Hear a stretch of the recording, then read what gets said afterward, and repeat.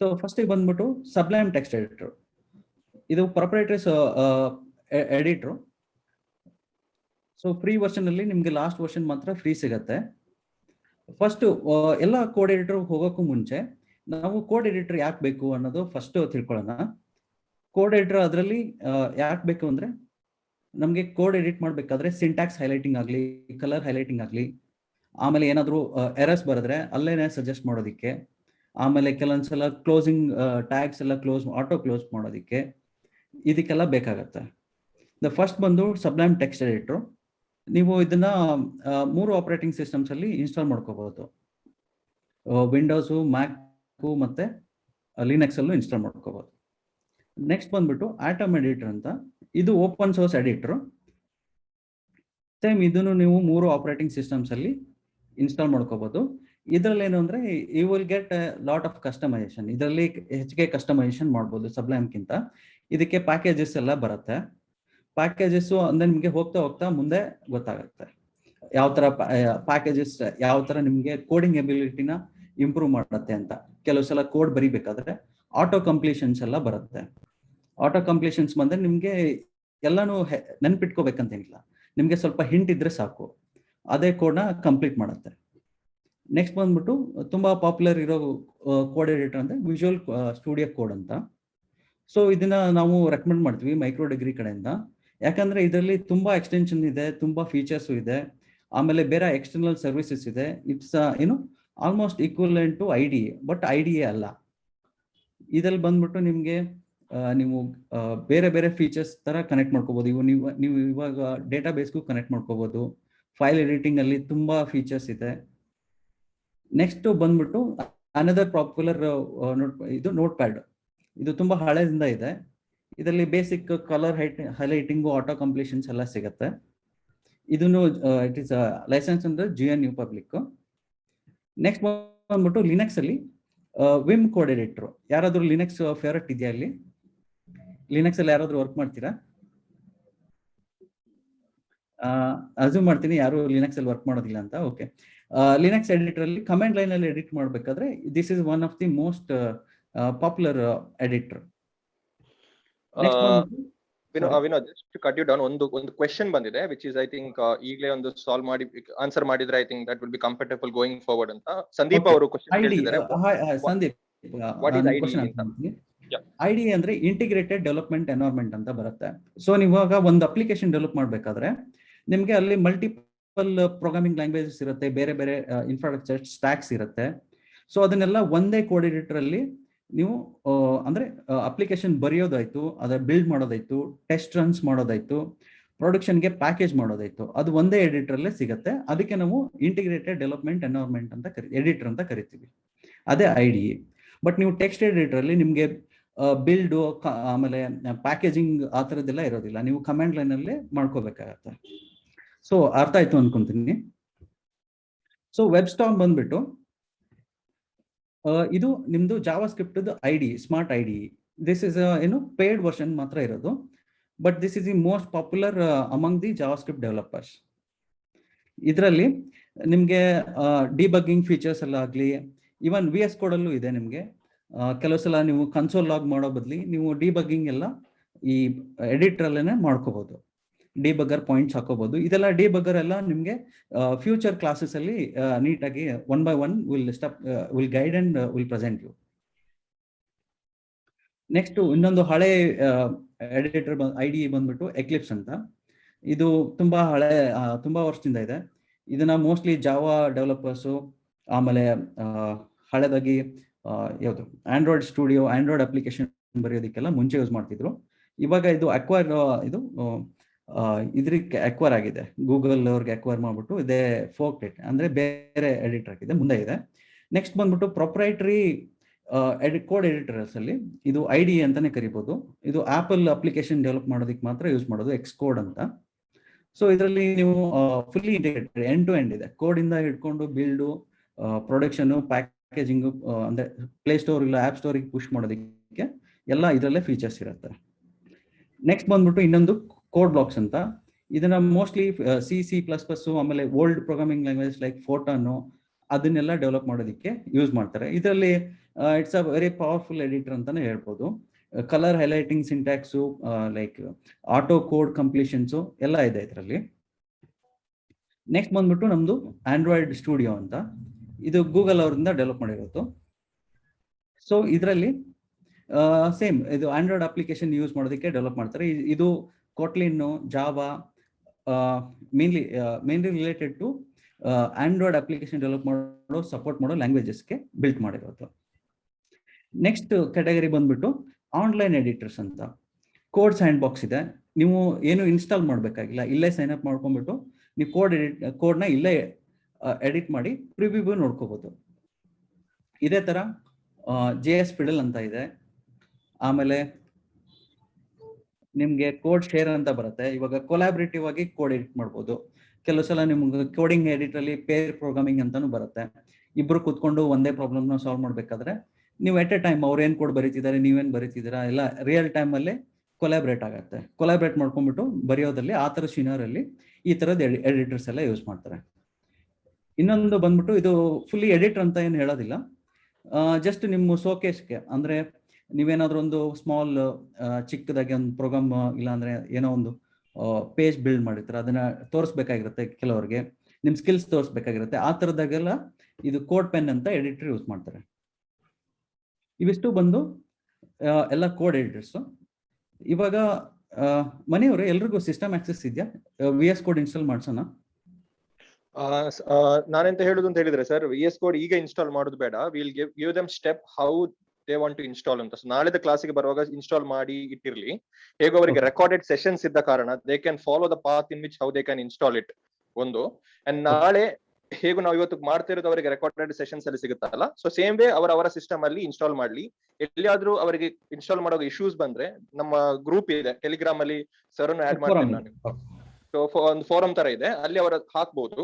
ಹಾಕಿದಾಗ ನಮ್ಗೆ ಏನಾದ್ರು ಇಶ್ಯೂಸ್ ಬಂದ್ರೆ ಅಲ್ಲಿ ರೆಕ್ಟಿಫೈ ಮಾಡ್ಬೋದು ನಾಳೆ. ಸೊ ಇಲ್ಲಿ ಇವಾಗ ಮಾಡಿದ್ರೆ it will take a lot of time. ಯಾಕಂತ ಹೇಳಿದ್ರೆ ಎಲ್ಲರದು ಸಿಸ್ಟಮ್ ಕಂಪ್ಯಾಟಿಬಿಲಿಟಿ ಹೇಗಿದೆ ಅಂತಾನೂ ಗೊತ್ತಿರಲ್ಲ. ಹೌದು, ಬೇಸಿಕ್ ರಿಕ್ವೈರ್ಮೆಂಟ್ಸ್ ಡೀಟೇಲ್ಸ್ ಗೊತ್ತಿರಬೇಕು. ಯಾವ್ದು 64 ಬಿಟ್ಟ 32 ಬಿಟ್ಟ ಎಲ್ಲ ಗೊತ್ತಾಗಬೇಕಾಗತ್ತೆ. ಎಸ್, ಸೊ ಅದಕ್ಕೋಸ್ಕರ what we can do is, sir ನೀವೊಂದು ಡೆಮೋ ಮಾಡಿ ಇನ್ಸ್ಟಾಲೇಷನ್ ಡೆಮೋ ಮಾಡಿದ ನಂತರ ಹೇಗೂ ರೆಕಾರ್ಡ್ ಆಗಿರುತ್ತಲ್ಲ, let them check it and download for their particular system. Okay, so ನಾವು ಫ್ಯೂಚರ್ ಕೋರ್ಸ್, ಫ್ಯೂಚರ್ ಲೆಸನ್ಸ್ಗೆಲ್ಲ Visual Studio code editor use ಮಾಡ್ತೀವಿ. So code.visualstudio.com is the URL. ಇದು ಮೈಕ್ರೋಸಾಫ್ಟ್ ಇಂದ ಡೆವಲಪ್ ಮಾಡಿರೋದು. It's open source, it's free also. So ನೀವು ಈ page visit ಮಾಡಿದಾಗ it will auto detect your operating system. ಅಂದ್ರೆ ಬ್ರೌಸರ್ ನಿಮ್ದು ಆಪರೇಟಿಂಗ್ ಸಿಸ್ಟಮ್ ಯಾವ್ದಿದೆ, ನಿಮ್ ಕಂಪ್ಯಾಟಿಬಿಲಿಟಿ ಯಾವ್ದಿದೆ ಅದನ್ನ ಡೌನ್ಲೋಡ್ ಮಾಡೋದಕ್ಕೆ ಬಿಡುತ್ತೆ. ನಾನು ಕರೆಂಟ್ಲಿ ಮ್ಯಾಕ್ ಸಿಸ್ಟಮ್ ಯೂಸ್ ಮಾಡ್ತಾ ಇದ್ದೀನಿ. ಡೌನ್ಲೋಡ್ ಮ್ಯಾಕ್ ಯೂನಿವರ್ಸಲ್ ಅಂತ ಇದೆ. ಸೊ ನೀವು ಕ್ಲಿಕ್ ಮಾಡಿದ್ರೆ ಡೌನ್ಲೋಡೇಬಲ್ ಫೈಲ್ಸ್ ಬರುತ್ತೆ. ಈ ಡೌನ್ಲೋಡೇಬಲ್ ಫೈಲ್ಸ್ನ ಕ್ಲಿಕ್ ಮಾಡಿ ಓಪನ್ ಮಾಡಿ ನೀವು ಎಡಿಟ್ ಮಾಡಬೇಕು. ನಿಮ್ಗೆ ವಿಂಡೋಸ್ ಅಲ್ಲಿ ಸ್ವಲ್ಪ ಡಿಫ್ರೆಂಟ್ ಆಗಿರ್ಬೋದು. exe ಫೈಲ್ ಬರುತ್ತೆ, ಇಲ್ಲಾಂದ್ರೆ MSI ಅಂತ ಫೈಲ್ ಬರುತ್ತೆ. ಅದನ್ನ ನೆಕ್ಸ್ಟ್ ಇನ್ಸ್ಟ್ರಕ್ಷನ್ ಅಲ್ಲಿ ಕಳಿಸ್ತೀವಿ. ಸೊ ನಾನು ಆಲ್ರೆಡಿ ಇದನ್ನ ನನ್ನ ಸಿಸ್ಟಮ್ ಅಲ್ಲಿ ಇನ್ಸ್ಟಾಲ್ ಮಾಡಿದ್ದೀನಿ. ಸೊ ನಾನು ಅದಕ್ಕೆ ಇದನ್ನ ಕ್ಯಾನ್ಸಲ್ ಮಾಡಿ ಡೈರೆಕ್ಟ್ ಆಗಿ ಎಡಿಟರ್ನ ಓಪನ್ ಮಾಡಿ ನಿಮ್ಗೆ ತೋರಿಸ್ತೀನಿ.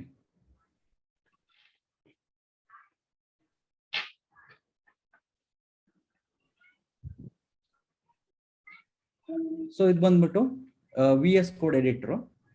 ನಿಮ್ಗೆ ಇದ್ರಲ್ಲಿ ಬಂದ್ಬಿಟ್ಟು ಮೇಲ್ಗಡೆ ಫೈಲ್ ಮೆನ್ಯೂಸ್ ಎಲ್ಲ ಇರುತ್ತೆ. ಯಾವ ತರ ಫೈಲ್ ಕ್ರಿಯೇಟ್ ಮಾಡೋಕೆ, ನ್ಯೂ ಫೋಲ್ಡರ್ ಕ್ರಿಯೇಟ್ ಮಾಡೋದಕ್ಕೆ, ಇಲ್ಲಾಂದ್ರೆ ನೀವು ಪರ್ಟಿಕ್ಯುಲರ್ಲಿ ಒಂದು ಪ್ರಾಜೆಕ್ಟ್ ಮೇಲೆ ವರ್ಕ್ ಮಾಡ್ತಿದ್ರೆ ವರ್ಕ್ ಸ್ಪೇಸ್ ಕ್ರಿಯೇಟ್ ಮಾಡೋದಕ್ಕೆ, ಆ ಥರದ್ದೆಲ್ಲ ತುಂಬಾ ಆಪ್ಷನ್ಸ್ ಇರುತ್ತೆ. ಕೆಲವು ಸಲ ನಿಮ್ ಕಮೆಂಟ್ಸ್ ಎಲ್ಲ ರನ್ ಮಾಡ್ಬೋದು, ಡಿಬಗ್ಗಿಂಗ್ ಎಲ್ಲ ಮಾಡ್ಕೋಬಹುದು. ನಿಮ್ ಲೆಫ್ಟ್ ಸೈಡ್ ಬಂದ್ಬಿಟ್ಟು ನಿಮ್ಮ ಫೈಲ್ ಟ್ರೀ ಬ್ರೌಸ್ ಮಾಡೋದಕ್ಕೆಲ್ಲ ಇರುತ್ತೆ. ನೀವು ಓಪನ್ ನೋಡ್ಬೋದು, ಇಲ್ಲಿ ಎಕ್ಸ್ಪ್ಲೋರರ್ HTML ಅಂತ ಇದೆ. ನಾನು HTML ಫೋಲ್ಡರ್ನ ಇಲ್ಲಿ ಕ್ರಿಯೇಟ್ ಮಾಡಿ ಅದನ್ನ ಎಡಿಟರ್ ಅಲ್ಲಿ ಓಪನ್ ಮಾಡಿದ್ದೀನಿ ಆಲ್ರೆಡಿ ಇದರಲ್ಲಿ. ಸೊ ಇಲ್ಲಿ ನೀವು ಸರ್ಚ್ ಮಾಡ್ಬೋದು, ತುಂಬಾ ಪವರ್ಫುಲ್ ಸರ್ಚ್ ಇರುತ್ತೆ. ಕೆಲವು ಸಲ ಫೈಲ್ ಸರ್ಚ್ ಮಾಡ್ಬೋದು, ಇಲ್ಲಾಂದ್ರೆ ಇಡೀ ರೆಪಾಸಿಟರಿ ನಿಮ್ದು 1000 ಫೈಲ್ಸ್ ಇದ್ರು ಅದ್ರಲ್ಲಿ ಇಲ್ಲಿ ಸರ್ಚ್ ಮಾಡಿ ಫೈಂಡ್ ಔಟ್ ಮಾಡ್ಕೋಬಹುದು. ನೆಕ್ಸ್ಟ್ ಬಂದ್ಬಿಟ್ಟು ಇದಕ್ಕೆ ಇಂಟಿಗ್ರೇಷನ್ ಗಿಟ್ ಎಲ್ಲ ಇರುತ್ತೆ. ಗಿಟ್ ಅಂದ್ರೆ ವರ್ಷನಿಂಗ್ ಮ್ಯಾನೇಜ್ಮೆಂಟ್. ಇದು ಮನೆಯವರೇ ನಾವು ಗಿಟ್ ವರ್ಷನಿಂಗ್ ಕವರ್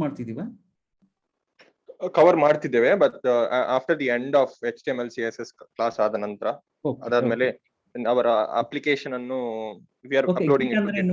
ಸಿಂಪಲ್ ಆಗಿ ಹೇಳ್ಬಿಡ್ತೀನಿ. ಗಿಟ್ ಅಂದ್ರೆ ನೀವು ಕೋಡ್ ಬರೀತಿರ್ತೀರ ಡೈಲಿ ಬೇಸಿಸ್, ನಿಮ್ಗೆ ವರ್ಷನಿಂಗ್ ಮ್ಯಾನೇಜ್ ಮಾಡ್ಬೇಕಾಗಿರುತ್ತೆ. ನಾನು ಇವತ್ತು ಈ ದಿನಕ್ಕೆ ಇಷ್ಟು ಕಂಪ್ಲೀಟ್ ಮಾಡಿದ್ದೆ, ಇದು ವರ್ಕಿಂಗ್ ಕೋಡ್ ಇದೆ ನಂದು. ನೀವು ನೆಕ್ಸ್ಟ್ ಟೈಮ್ ನೀವು ಡೆವಲಪ್ ಮಾಡೋದಾಗ್ಲಿ, ಇಲ್ಲ ಅಂದ್ರೆ ನಿಮ್ಮ ಕೊಲೀಗ್ಸ್ ಬೇರೆಯವರ ಅದೇ ರೆಪೋಸಿಟರಿ ಮೇಲೆ ಇಲ್ಲ ಅದೇ ಕೋಡ್ ಮೇಲೆ ವರ್ಕ್ ಮಾಡೋದಾದ್ರೆ ನೀವು ಒಂದು ಟ್ರ್ಯಾಕಿಂಗ್ ಇಡ್ಬೇಕಲ್ಲ, ನಾವು ಇದನ್ನ ಬರ್ದಿರೋದು, ಅವರು ಆ ಕೋಡ್ ಬರ್ದಿರೋದು, ಇವತ್ತಿದು ಈ ಟಾಸ್ಕ್ ಕಂಪ್ಲೀಟ್ ಆಗಿದೆ, ಆ ಥರದ್ದನ್ನೆಲ್ಲ ವರ್ಷನಿಂಗ್ ಮ್ಯಾನೇಜ್ ಮಾಡೋದಕ್ಕೆ ಗಿಟ್ ಹಬ್ ಯೂಸ್ ಮಾಡ್ತೀವಿ, ಗಿಟ್ ಅಂತ ಕರಿತೀವಿ. ನೆಕ್ಸ್ಟ್ ಬಂದ್ಬಿಟ್ಟು ಡಿಬಗ್ಗಿಂಗ್ ಇದೆ. ಇದು ಡಿಬಗ್ಗಿಂಗ್ ನಾವು ಒಂದ್ಸಲ ಜಾವಾ ಸ್ಕ್ರಿಪ್ಟ್ ಸ್ಟಾರ್ಟ್ ಮಾಡಿದ್ಮೇಲೆ will demo it and will configure it. Packages ಬರುತ್ತೆ, ಎಕ್ಸ್ಟೆನ್ಷನ್ಸು. ನಿಮಗೆ VS Code ಅಲ್ಲಿ ತುಂಬಾ ಲೈಕ್ ಹೆಲ್ಪ್ಫುಲ್ ಪ್ಯಾಕೇಜಸ್ ಇದೆ. ಇವಾಗ HTML ಅಲ್ಲಿ ನಿಮಗೆ ಆಟೋ ಕ್ಲೋಸ್ ಟ್ಯಾಗ್ಸ್ ಎಲ್ಲ ಕ್ಲೋಸ್ ಮಾಡೋದಕ್ಕೆಲ್ಲ ಪ್ಯಾಕೇಜಸ್ ಬರುತ್ತೆ. ನೀವು ಇವಾಗ ಟ್ಯಾಗ್ಸ್ ಅಂದ್ರೆ ಇವಾಗ ನೆಕ್ಸ್ಟ್ ಒಂದು HTML ಪೇಜ್ ಕ್ರಿಯೇಟ್ ಮಾಡ್ತೀವಿ. ಸೊ ಅದಾದ್ಮೇಲೆ ನಿಮ್ಗೆ ಅಲ್ಲಿ ಟ್ಯಾಗ್ಸ್ ಅಂದ್ರೆ ಏನು, ಅದು ಯಾವ ತರ ಕ್ಲೋಸ್ ಆಗುತ್ತೆ, ಆಮೇಲೆ ಕಲರ್ ಹೈಲೈಟಿಂಗು, ಬೇರೆ ಬೇರೆ ಪ್ರೋಗ್ರಾಮಿಂಗ್ ಇಂಟಿಗ್ರೇಟೆಡ್ ಟೂಲ್ಸ್ ಎಲ್ಲ ಇರುತ್ತೆ. ನಾವು ಸ್ಟ್ರೈಟ್ ಅವೇ ನಾವು ಒಂದು ಪೇಜ್ ಕ್ರಿಯೇಟ್ ಮಾಡಿ will see how HTML is structured. What is HTML first? HTML ಅಂದ್ರೆ ಇದು ಹೈಪರ್ ಟೆಕ್ಸ್ಟ್ ಮಾರ್ಕಪ್ ಲ್ಯಾಂಗ್ವೇಜ್ ಅಂತ. ಇದರಲ್ಲಿ ಮಾರ್ಕಪ್ ಅಂದ್ರೆ ಸಿಂಟ್ಯಾಕ್ಟಿಕಲ್ ಹೈರಾರ್ಕಿಕಲ್ ಆರ್ಡರ್ ಇರುತ್ತೆ. ಸಪೋಸ್ ನಿಮ್ಗೆ ಎಕ್ಸಾಂಪಲ್ ಕೊಡ್ಬೇಕಾದ್ರೆ ನೀವು ನಿಮ್ಮ ಮನೇಲಿ ಎಲ್ಲರೂ ಮೆಂಬರ್ಸ್ ತಗೊಳ್ಳಿ. ನಿಮ್ಮ ಮನೇಲಿ ಎಲ್ಲ ಮೆಂಬರ್ಸ್ ಅಲ್ಲಿ ಹೈರಾರ್ಕಿ ಇರುತ್ತೆ. ಫಸ್ಟ್ ನಿಮ್ಮ ಗ್ರ್ಯಾಂಡ್ ಪೇರೆಂಟ್ಸು, ಆಮೇಲೆ ನಿಮ್ಮ ಪೇರೆಂಟ್ಸು, ಆಮೇಲೆ ನೀವು ಮತ್ತೆ ನಿಮ್ಮ ಸಿಬ್ಲಿಂಗ್ಸು, ನಿಮ್ಮ ಚಿಲ್ಡ್ರನ್ ಇದ್ರೆ ಚಿಲ್ಡ್ರನ್ನು. ಸೊ ಇವಾಗ ಹೈರಾರ್ಕಿ ಇಲ್ಲ ಅಂದ್ರೆ ಫಸ್ಟ್ ಆರ್ಡರ್ ಅಲ್ಲಿ ಫಸ್ಟ್ ಟಾಪ್ ಎಲಿಮೆಂಟ್ ಇರುತ್ತೆ. ನೆಕ್ಸ್ಟ್ ಅದರಲ್ಲಿ ಸ್ಟ್ರಕ್ಚರ್ ಅಲ್ಲಿ ಅಂದ್ರೆ ಇದು ಸ್ಟ್ರಕ್ಚರ್ಡ್ ಆಗಿರುತ್ತೆ. ನಾನು ಇವಾಗ ಫಸ್ಟ್ ಫೈಲ್ ಕ್ರಿಯೇಟ್ ಮಾಡ್ತೀನಿ. So HTML file extension .html ಅಂತ ಎಂಡ್ ಆಗುತ್ತೆ. ಇದು ಅದರದ್ದು ಡಿಫಾಲ್ಟ್ ಎಕ್ಸ್ಟೆನ್ಷನ್. ಅಂದ್ರೆ ನಮ್ಮ ಆಪರೇಟಿಂಗ್ ಸಿಸ್ಟಮ್ಗೆ ಇದು HTML ಫೈಲು ಅಂತ ಗೊತ್ತಾಗಬೇಕಾದ್ರೆ .html ಅಂತ ಸೇವ್ ಮಾಡಬೇಕು. HTML ಫೈಲ್ ಅಲ್ಲಿ ಫಸ್ಟ್ ಟ್ಯಾಗ್ ಸ್ಟಾರ್ಟ್ ಆಗೋದು ಡಾಕ್ ಟೈಪ್ ಇಂದ ಸ್ಟಾರ್ಟ್ ಆಗುತ್ತೆ. ಈ ಡಾಕ್ ಟೈಪ್ ಏನು ಅಂತಂದ್ರೆ, ಇವಾಗ ನಾವು ಇದು HTML ಫೈಲ್ ನ ಬ್ರೌಸರ್ಗೆ ಕಳಿಸ್ತೀವಿ ಸರ್ವರ್ ಇಂದ. ನಿಮ್ಮ ಮನೆಯವರು ಆಲ್ರೆಡಿ ನಿಮ್ಗೆ ಎಕ್ಸ್ಪ್ಲೈನ್ ಮಾಡಿದ್ದಾರೆ ಅನ್ಕೊಂತೀನಿ. ಇದು ರಿಕ್ವೆಸ್ಟ್ ಮತ್ತೆ ರೆಸ್ಪಾನ್ಸ್ ಸರ್ವರ್ ಇಂದ ಬರೋದು, ಬ್ರೌಸರ್ ಬಂದು ನಿಮ್ಗೆ ವೆಬ್ ಪೇಜ್ ಹೇಗೆ ಕಾಣಿಸುತ್ತೆ ಅಂತ.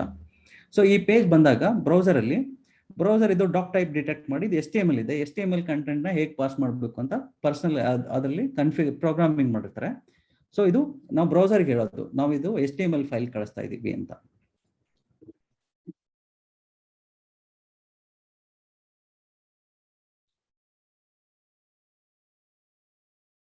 ಸೊ ಇದು ಒಂದು ನಿಮಗೆ ಬೇಸಿಕ್ ಸಿಂಪಲ್ HTML ಸ್ಟ್ರಕ್ಚರ್. ಇದರಲ್ಲಿ ಟಾಪ್ ಅಲ್ಲಿ HTML ಇರುತ್ತೆ. ನಾವು ಇದರಲ್ಲಿ ಲ್ಯಾಂಗ್ವೇಜ್ ಇಂಗ್ಲಿಷ್ ಅಂತ ಇದೆ, ಇದಕ್ಕೆ ಅಟ್ರಿಬ್ಯೂಟ್ಸ್ ಅಂತ ಕರಿತೀವಿ.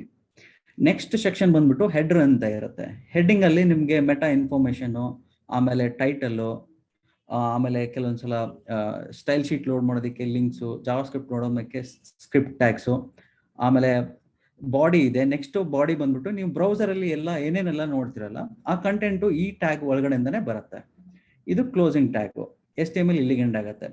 HTML ಅಲ್ಲಿ ಎರಡು ತರದ್ದು ಟ್ಯಾಗ್ಸ್ ಇದೆ. ಒಂದು ಪೇರ್ ಟ್ಯಾಗ್ಸ್ ಅಂತ, ಬಾಡಿ ಇಲ್ಲಿ ಓಪನ್ ಆದ್ರೆ ಬಾಡಿ ಇಲ್ಲಿ ಕ್ಲೋಸ್ ಆಗುತ್ತೆ, ಇದು ಸಿಂಟ್ಯಾಕ್ಸ್.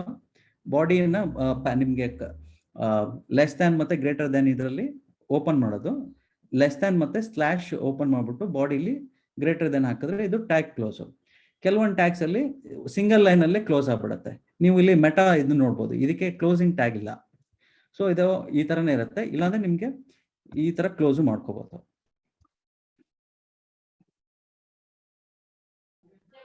ವಿನೋದ್, ಒಂದ್ ಕ್ವಶನ್ ಇದೆ ಇಲ್ಲಿ. ಸಾರಿ, ಅಂದ್ರೆ ಇದು ಹೆಡ್ ಆದ್ಮೇಲೆ ಬಾಡಿ ಬರುತ್ತಲ್ಲ, ಈ hierarchy always like a standard hierarchy right? ಅಂದ್ರೆ ಇದೇ ಫಾಲೋ ಮಾಡ್ಬೇಕಲ್ಲ ಯಾವುದೇ ಪ್ರೋಗ್ರಾಮಿಂಗ್ ಬರೀಬೇಕಾದ್ರೂ ಇನ್ HTML? ಎಸ್, ಹೌದು, ಇದನ್ನೇ ಫಾಲೋ ಮಾಡಬೇಕು. ಇದೇ ಸ್ಟ್ಯಾಂಡರ್ಡ್ ಸ್ಟ್ರಕ್ಚರ್. ಎಸ್ಪೆಷಲಿ ನೀವು ಪೇಜ್ HTML ಡಿಫೈನ್ ಮಾಡ್ಬೇಕಾದ್ರೆ ಇದು ಸ್ಟ್ಯಾಂಡರ್ಡ್ ಸ್ಟ್ರಕ್ಚರ್. ಈ ಹೆಡ್ ಅಲ್ಲಿ ನೀವು ಸೀಕ್ವೆನ್ಸ್ ಅಲ್ಲಿ ಇದೇ ತರ ಇರ್ಬೇಕಂತೇನಿಲ್ಲ. ಬಟ್ ಇದು ಮೇನ್ 3 ಸೆಕ್ಷನ್ಸ್. ಒಂದು HTML ಓಪನಿಂಗ್ ಮಾಡೋದು, ಇದು ಡಾಕ್ ಟೈಪ್ ಡಿಕ್ಲೇರ್ ಮಾಡೋದು, ಬಾಡಿ ಮತ್ತೆ ಕ್ಲೋಸಿಂಗ್ ಟ್ಯಾಗ್ ಇದಿಲ್ಲಿ ಇರ್ಬೋದು. ಬಟ್ ಇದು ಇನ್ಸೈಡ್ ಎಲಿಮೆಂಟ್ಸ್ ನಾವು ಹಿಂದೆ ಮುಂದೆ ಬರ್ಕೋಬಹುದು, ಇಲ್ಲ ಮೇಲ್ಗಡೆ ಏನಾದ್ರು ಬರೀಬಹುದು, ಕೆಳಗಡೆ ಏನಾದ್ರು ಬರೀಬಹುದು. ಈ ಟ್ಯಾಗ್ ನ ಚೇಂಜ್ ಮಾಡಬಹುದು ಅಂತ ಹೇಳ್ತಾ ಇದ್ದೀರಿ? ಸಾರಿ, ಕಂಟೆಂಟ್ ಚೇಂಜ್ ಮಾಡಬಹುದು ಅಂತ ಹೇಳ್ತಾ ಇದ್ದೀರಿ? ಎಸ್, ಕಂಟೆಂಟ್ ಎಡಿಟ್ ಮಾಡಬೇಕು. ಅದೇ ತಾನೇ, ನಾವು ವೆಬ್ ಪೇಜ್ ಬಿಲ್ಡ್ ಮಾಡ್ಬೇಕಾದ್ರೆ ಕಂಟೆಂಟ್ ಎಡಿಟ್ ಮಾಡಲೇಬೇಕು. ಇವಾಗ ಡಾಕ್ಯುಮೆಂಟ್ ಇದೆ, I will make it as micro degree. Okay, ನಾನು ಇದನ್ನ ಸೇವ್ ಮಾಡಿ ಪ್ರಿವ್ಯೂ ಮಾಡಿ ತೋರಿಸ್ತೀನಿ. ಅದಕ್ಕೂ ಮುಂಚೆ let's add one more tag. So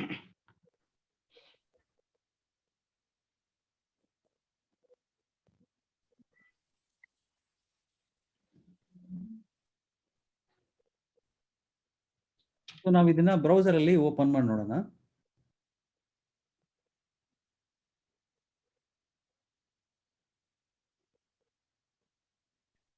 ನಾನು ಇದನ್ನ ಗೂಗಲ್ ಕ್ರೋಮ್ ಬ್ರೌಸರ್ ಅಲ್ಲಿ ಓಪನ್ ಮಾಡ್ತೀನಿ. ಸೊ ನಿಮ್ಗಿಲ್ಲಿ ಬರೀ ಹಲೋ ಮೈಕ್ರೋ ಡಿಗ್ರಿ ಮಾತ್ರ ಕಾಣಿಸುತ್ತೆ.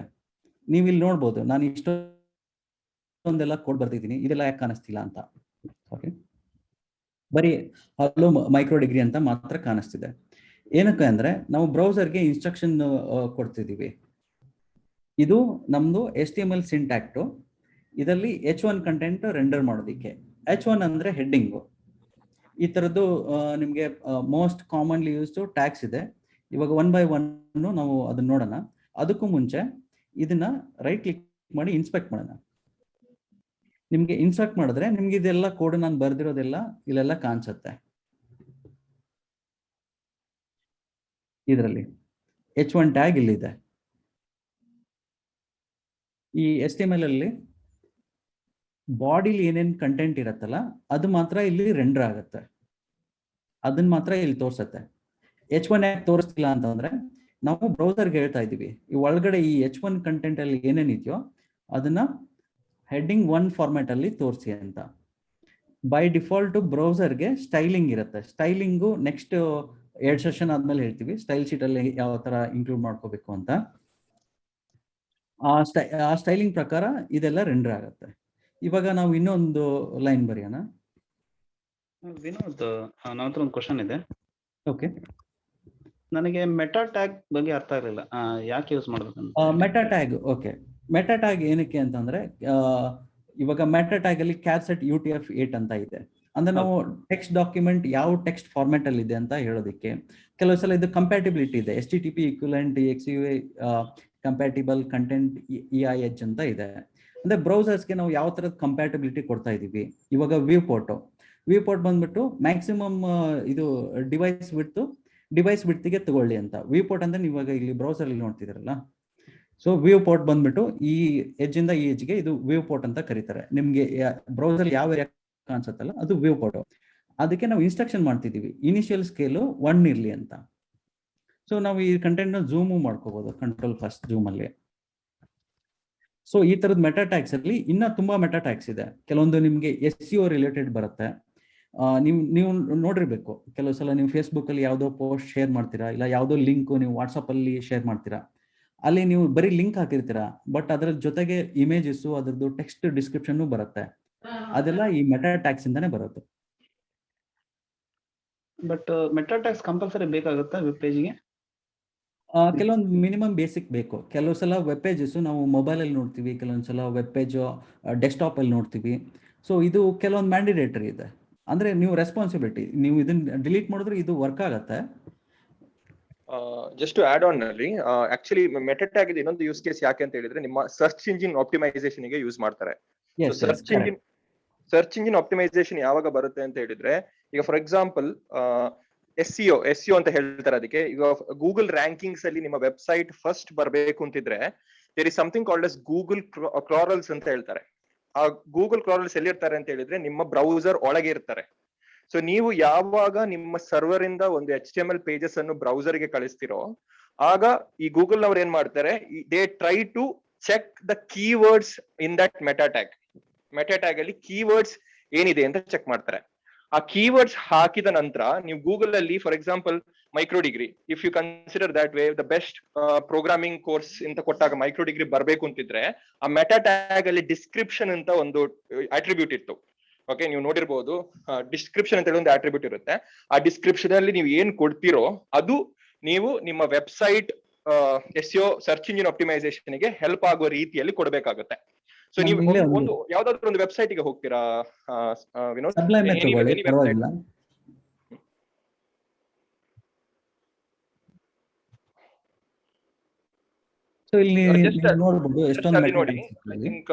ಐ ಥಿಂಕ್ ಅವರಲ್ಲಿ ಕಂಟೆಂಟ್ ಅಂತ ಕೊಟ್ಟಿದ್ದಾರೆ ನೋಡಿ, meta name is equal to or something like that. ಇಲ್ಲಿದೆ ನೋಡಿ. ಕಂಟೆಂಟ್ ಅಲ್ಲಿ ಅವರು ಮೆನ್ಷನ್ ಮಾಡಿದ್ದಾರೆ description method name is equal description content is equal ನೋಡಿ Sublime Text is a sophisticated text editor. So ಇದು ಎಲ್ಲಿ ಬರುತ್ತೆ ಅಂತ ಹೇಳಿದ್ರೆ ಈ ಸಬ್ಲೈಮ್ ಟೆಕ್ಸ್ಟ್ ಇದು ವೆಬ್ಸೈಟ್ ಗೆ ಹೋದಾಗ ಗೂಗಲ್ ಅಲ್ಲಿ ನೀವು ಸಬ್ಲೈಮ್ ಟೆಕ್ಸ್ಟ್ ಅಂತ ಕ್ಲಿಕ್ ಮಾಡಿದಾಗ ಸಬ್ಲೈಮ್ ಟೆಕ್ಸ್ಟ್ ಇದು ಬರುತ್ತಲ್ಲ, ಈಗ ವಿನೋದ್ ತೋರಿಸ್ತಾರೆ ಇವಾಗ ನೋಡಿ.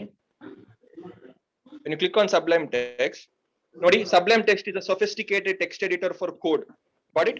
so ಇದು ಅಲ್ಲಿ ಬರಬೇಕು ಅಂತ ಇದ್ರೆ ನಿಮ್ಮ ಡಿಸ್ಕ್ರಿಪ್ಷನ್ ಅಲ್ಲಿ ಹಾಕಬೇಕು. ಸೊ ಡಿಸ್ಕ್ರಿಪ್ಷನ್ ಅಲ್ಲಿ ಹಾಕಿದಾಗ ಮಾತ್ರ ನಿಮ್ಮ ಗೂಗಲ್ ಕ್ರಾಲರ್ಸ್ ಗೆ ಗೊತ್ತಾಗುತ್ತೆ, oh this is how they are promoting them self.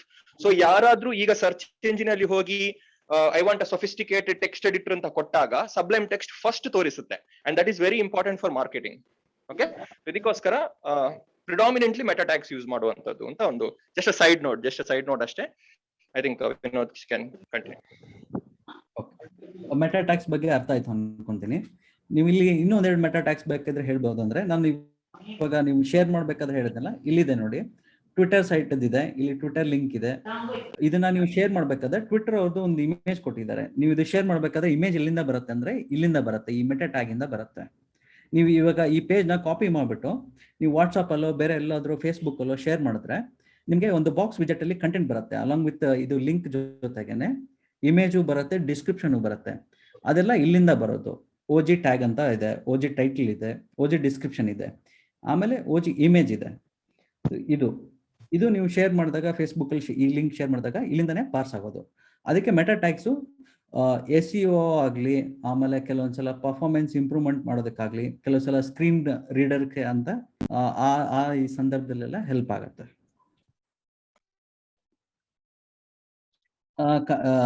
Coming back to our main S2 tags.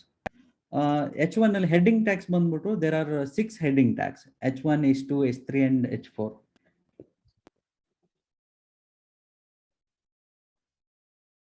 ನೀವು ಇಲ್ಲಿ ಅಬ್ಸರ್ವ್ ಮಾಡ್ಬೋದು, ನಾನು ಒಂದು ಟ್ಯಾಗ್ ಚೇಂಜ್ ಮಾಡ್ತಾ ಇದ್ದೀನಿ, ಆ ಕಡೆದೂ ಚೇಂಜ್ ಆಗತ್ತೆ.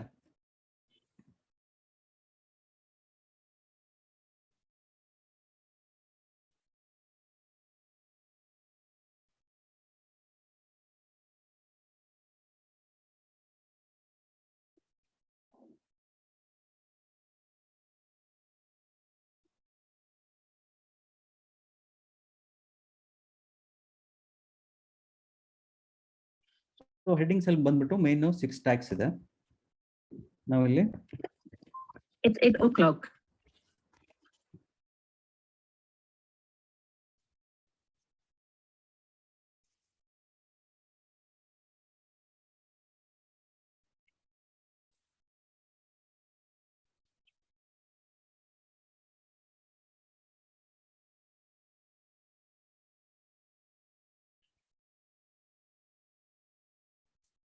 ಹೆಡ್ಡಿಂಗ್ 4, ಹೆಡ್ಡಿಂಗ್ 5 ಇದೆ.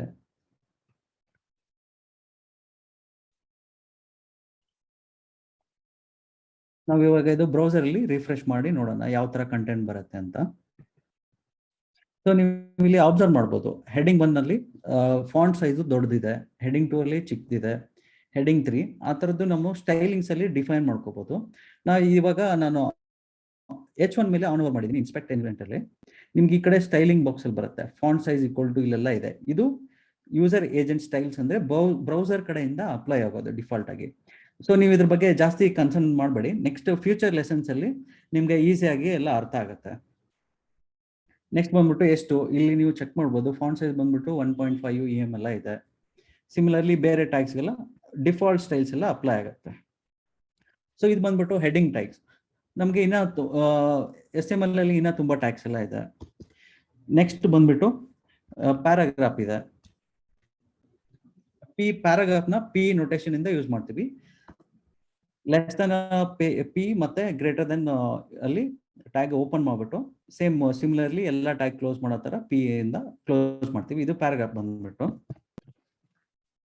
ಸೊ ನಾನು ಇಲ್ಲಿ ಒಂದು ಪ್ಯಾರಾಗ್ರಾಫ್ ಟೈಪ್ ಮಾಡ್ತೀನಿ, ನೀವು ಅಬ್ಸರ್ವ್ ಮಾಡ್ಬೋದು ಯಾವ ತರ ಡಿಸ್ಪ್ಲೇ ಆಗುತ್ತೆ ಅಂತ. ಸೊ ನೀವು ಪ್ಯಾರಾಗ್ರಾಫ್ ಬಂದ್ಬಿಟ್ಟು ಇದಕ್ಕೂ ನಾವು ಯಾವುದೇ ಕಂಟೆಂಟ್ ಹಾಕ್ಲಿ, ಬ್ರೌಸರ್ಲಿ ಯಾವ್ದು ಡಿಫಾಲ್ಟ್ ಸ್ಟೈಲಿಂಗ್ ಇರುತ್ತಲ್ಲ ಅದೆಲ್ಲ ಇಲ್ಲಿ ತೋರಿಸುತ್ತೆ. HTMLಗೆ ಬೈ ಡಿಫಾಲ್ಟ್ ಆಗಿ ಸ್ಟೈಲಿಂಗ್ ಇರೋದಿಲ್ಲ, ಬ್ರೌಸರ್ ಅಪ್ಲೈ ಮಾಡುತ್ತೆ.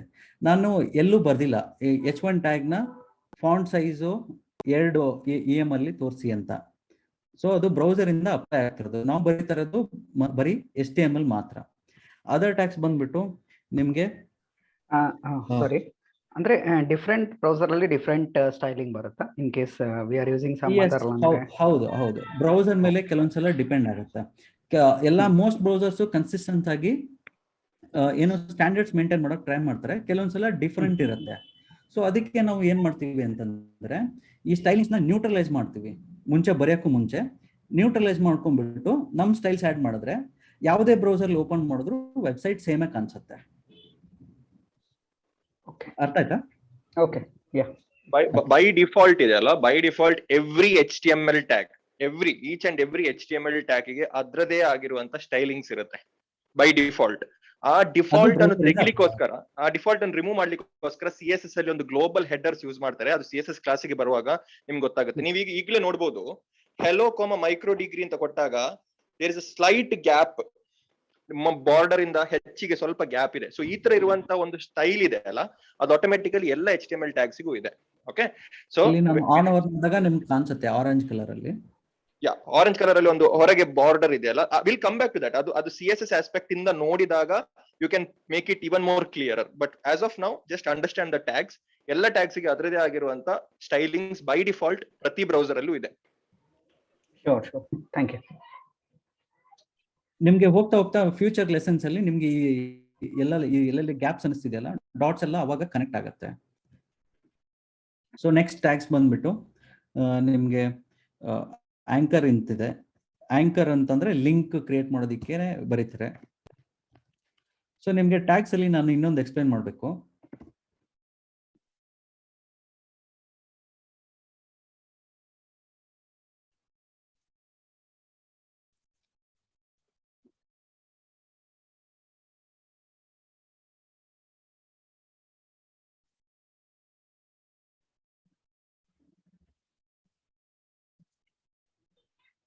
ನಿಮ್ಗೆ ಪ್ರತಿ ಟ್ಯಾಗ್ಸ್ ಅಲ್ಲಿ ನೀವು ಇಲ್ಲಿ ಅಬ್ಸರ್ವ್ ಮಾಡಿರ್ಬೋದು, ಲ್ಯಾಂಗ್ವೇಜ್ ಈಕ್ವಲ್ ಟು ಏನಿದೆ, ಇಲ್ಲಿ ಆಂಕರ್ ಟ್ಯಾಗಿಗೆ HREF ಅಂತ ಬರ್ದಿದ್ದೀನಿ, ಹೈಪರ್ ಟೆಕ್ಸ್ಟ್ ರೆಫರೆನ್ಸ್ ಅಂತ.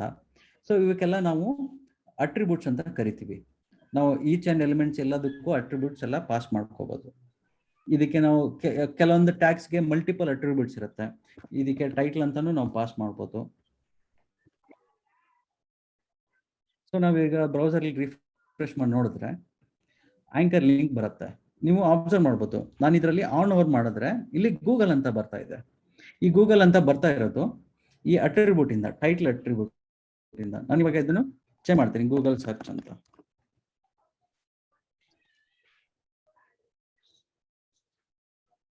ರಿಫ್ರೆಶ್ ಮಾಡಿ ನೀವು ಆನ್ ಓವರ್ ಮಾಡಿದ್ರೆ ನಿಮ್ಗೆ ಟೈಟಲ್ ಅಟ್ರಿಬ್ಯೂಟ್ ಚೇಂಜ್ ಆಗಿರೋದು ಕಾಣಿಸುತ್ತೆ. ಇದು ಬಂದ್ಬಿಟ್ಟು ಆಂಕರ್ ಟ್ಯಾಗು.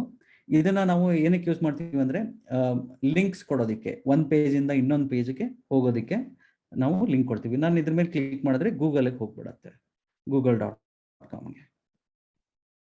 ಸೊ ಇದು ಬಂದು ಆಂಕರ್ ಟ್ಯಾಗ್ ಅಂತ.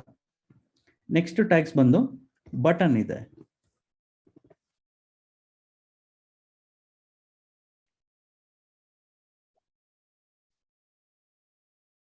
ಬಟನ್ ಅಂದ್ರೆ ನಾವು ಇಂಟ್ರಾಕ್ಟಿವಿಟಿ, ನೀವು ಆಲ್ರೆಡಿ ವೆಬ್ ಪೇಜಸ್ ಎಲ್ಲ ಯೂಸ್ ಮಾಡಿರ್ಬೋದು, ಯಾವ್ದಾವ್ದು ಕ್ಲಿಕ್ಕೇಬಲ್ ಇರುತ್ತಲ್ಲ, ಇವಾಗ ಇದು ಬಟನ್ ಮಾಡಿದ್ರೆ ಕ್ಲಿಕ್ಕೇಬಲ್, ಡಿಫ್ರೆಂಟ್ ಸ್ಟೈಲ್ಸ್ ಎಲ್ಲ ಬರುತ್ತೆ.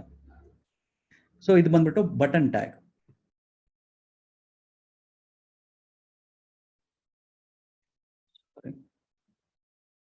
ನೆಕ್ಸ್ಟ್ ಬಂದ್ಬಿಟ್ಟು ಇಮೇಜ್ ಟ್ಯಾಗ್ ಇದೆ. ನೀವು ಇಮೇಜಸ್ ತೋರಿಸೋದಕ್ಕೆ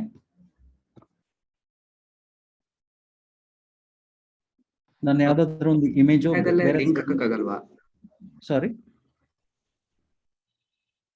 ಯಾರೋ ನಾವು ಬಟನ್ ಟ್ಯಾಗ್ ಅಲ್ಲೇ ಲಿಂಕ್ ಹಾಕಕ್ಕಾಗಲ್ವಾ? ಈಗ ಆಂಕರ್ ಟ್ಯಾಗ್ ಅಲ್ಲಿ ಲಿಂಕ್ ಹಾಕ್ತಿವಲ್ಲ. ಓಕೆ, ಬಟನ್ ಟ್ಯಾಗ್ ಅಲ್ಲಿ ಲಿಂಕ್ ಬಟನ್ ಟ್ಯಾಗ್ ಅಲ್ಲಿ ಹಾಕಕ್ಕಾಗಲ್ವಾ? ಇಲ್ಲ ಇಲ್ಲ ಇಲ್ಲ. ಬಟನ್ ಟ್ಯಾಗು ಯಾವ್ದಕ್ಕೆ ಅಂದ್ರೆ ನಮ್ದು ವೆಬ್ ಪೇಜ್ ಅಲ್ಲಿ ಇಂಟ್ರಾಕ್ಟಿವಿಟಿ ಬೇಕಾದಾಗ, ಕೆಲವು ಸಲ ನಾವು ಫಾರ್ಮ್ ಸಬ್ಮಿಟ್ ಮಾಡ್ಬೇಕಾಗತ್ತೆ, ಆ ತರದ್ದು ಸಿನಿಯರ್ ಅಲ್ಲಿ ಯೂಸ್ ಮಾಡ್ತೀವಿ. ನಿಮ್ಗೆ ಒಂದು ಪೇಜ್ ಇಂದ ಇನ್ನೊಂದು ಪೇಜಿಗೆ ಹೋಗ್ಬೇಕು ಅಂತಿದ್ರೆ, ಒಂದು ಪೇಜ್ ಇಂದ ಇನ್ನೊಂದು ಪೇಜಿಗೆ ನ್ಯಾವಿಗೇಟ್ ಆಗ್ಬೇಕು ಅಂತಿದ್ರೆ, that's when you use an anchor tag.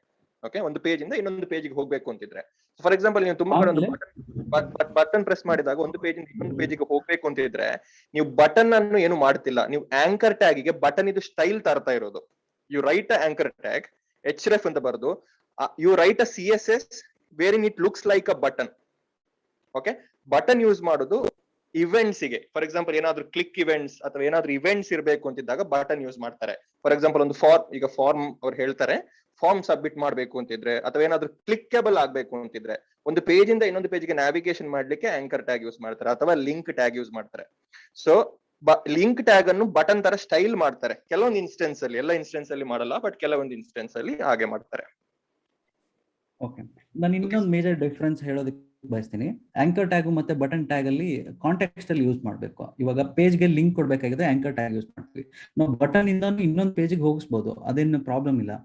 But problem ಏನಂದ್ರೆ ನಿಮ್ಗೆ ಸ್ಕ್ರೀನ್ ರೀಡರ್ಸ್ ಅಂತ ಬರುತ್ತೆ, ಕೆಲವೊಬ್ರಿಗೆ ಬ್ಲೈಂಡ್ನೆಸ್ ಇರುತ್ತೆ, ಕೆಲವೊಂದು ಆಕ್ಸೆಸಿಬಿಲಿಟಿ ಇಶ್ಯೂ ಬರುತ್ತೆ, ಕೆಲವೊಬ್ರು ಪೇಜಸ್ ನ ಓದೋದಿಲ್ಲ, ರೀಡರ್ಸ್ ಇರುತ್ತೆ. ಅವಾಗ ರೀಡರ್ಸ್ ಕೊಟ್ಟಾಗ ಇದು ಬಟನ್ ಕ್ಲಿಕ್ಕೇಬಲ್ ಇರೋದಿಲ್ಲ, ಅಂದ್ರೆ ಕ್ಲಿಕ್ ಆಗಿ ನೆಕ್ಸ್ಟ್ ನ್ಯಾವಿಗೇಷನ್ಗೆ ಹೋಗೋದಿಲ್ಲ. ಆ ತರದೆಲ್ಲ SEO ಅಲ್ಲಿ ಪ್ರಾಬ್ಲಮ್ ಬರುತ್ತೆ. ಬಟನ್ ಇನ್ನೊಂದು ಎಕ್ಸಾಂಪಲ್ ಏನಂತ ಹೇಳಿದ್ರೆ, ಬಟನ್ ಇಂದ ಒಂದು ಪೇಜ್ ಇನ್ನೊಂದು ಪೇಜಿಗೆ ಹೋಗ್ಬೇಕು ಅಂತಿದ್ರೆ you have to use something called as router ಅಂತ ಹೇಳ್ತಾರೆ ಅದಕ್ಕೆ. ಒಂದು ಪೇಜ್ ಇನ್ನೊಂದು ಪೇಜ್ಗೆ as Vinod rightly mention screen reader ಕೆಲವು ಇಶ್ಯೂಸ್ ಅದರಲ್ಲಿ ಬರುತ್ತೆ. ಓಕೆ, ಸೊ ಬೆಟರ್ ಒಂದು ಪೇಜ್ ಇಂದ ಇನ್ನೊಂದು ಪೇಜ್ಗೆ navigation always use anchor tag, but style it accordingly, ನಿಮ್ಗೆ ಹೇಗೆ ಬೇಕಾಗಿ ಸ್ಟೈಲ್ ಮಾಡಿ. ಬಟ್ ಇವೆಂಟ್ಸ್ ಗೆ, ಕ್ಲಿಕ್ ಇವೆಂಟ್ಸ್ ಗೆ ಯೂಸ್ ಬಟನ್.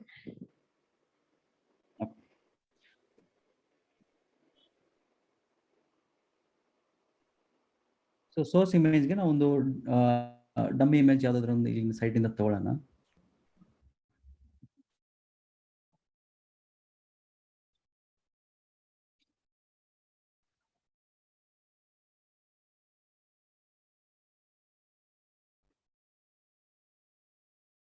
ಸೊ ನಾನು ಈ ಸೈಟ್ ಇಂದ ಒಂದು ಇಮೇಜ್ ತಗೊಂತಾ ಇದ್ದೀನಿ.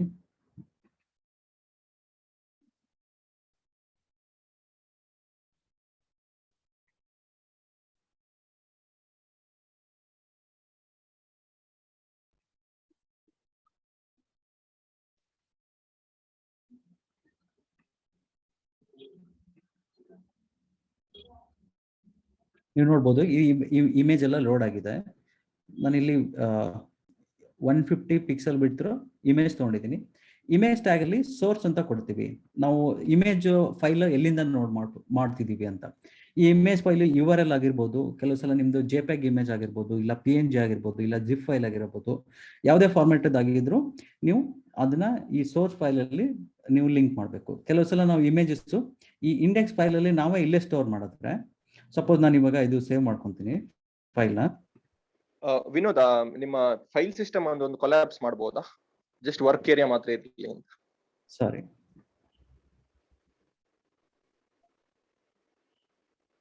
This one. Yes perfect. Okay, ಅಂದ್ರೆ ಈ ಇಮೇಜ್ ಲೋಡ್ ಮಾಡಿ ತೋರಿಸ್ಬೇಕಂತ ಇತ್ತು. ಓಕೆ, ಲೋಕಲ್ ಇಮೇಜ್ ಒಂದು. ಸೊ ಇಲ್ಲಿ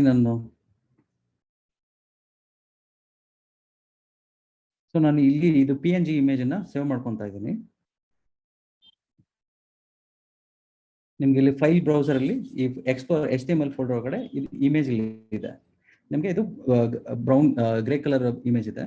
ಸೊ ನಾವು ಇದನ್ನ ಇನ್ಸ್ಟೆಡ್ ಆಫ್ ಇದು URL ಇಂದ ಲೋಡ್ ಮಾಡೋ ಬದಲು ನಾವು ಇಲ್ಲಿಂದಾನೆ ಲೋಡ್ ಮಾಡ್ಬೋದು.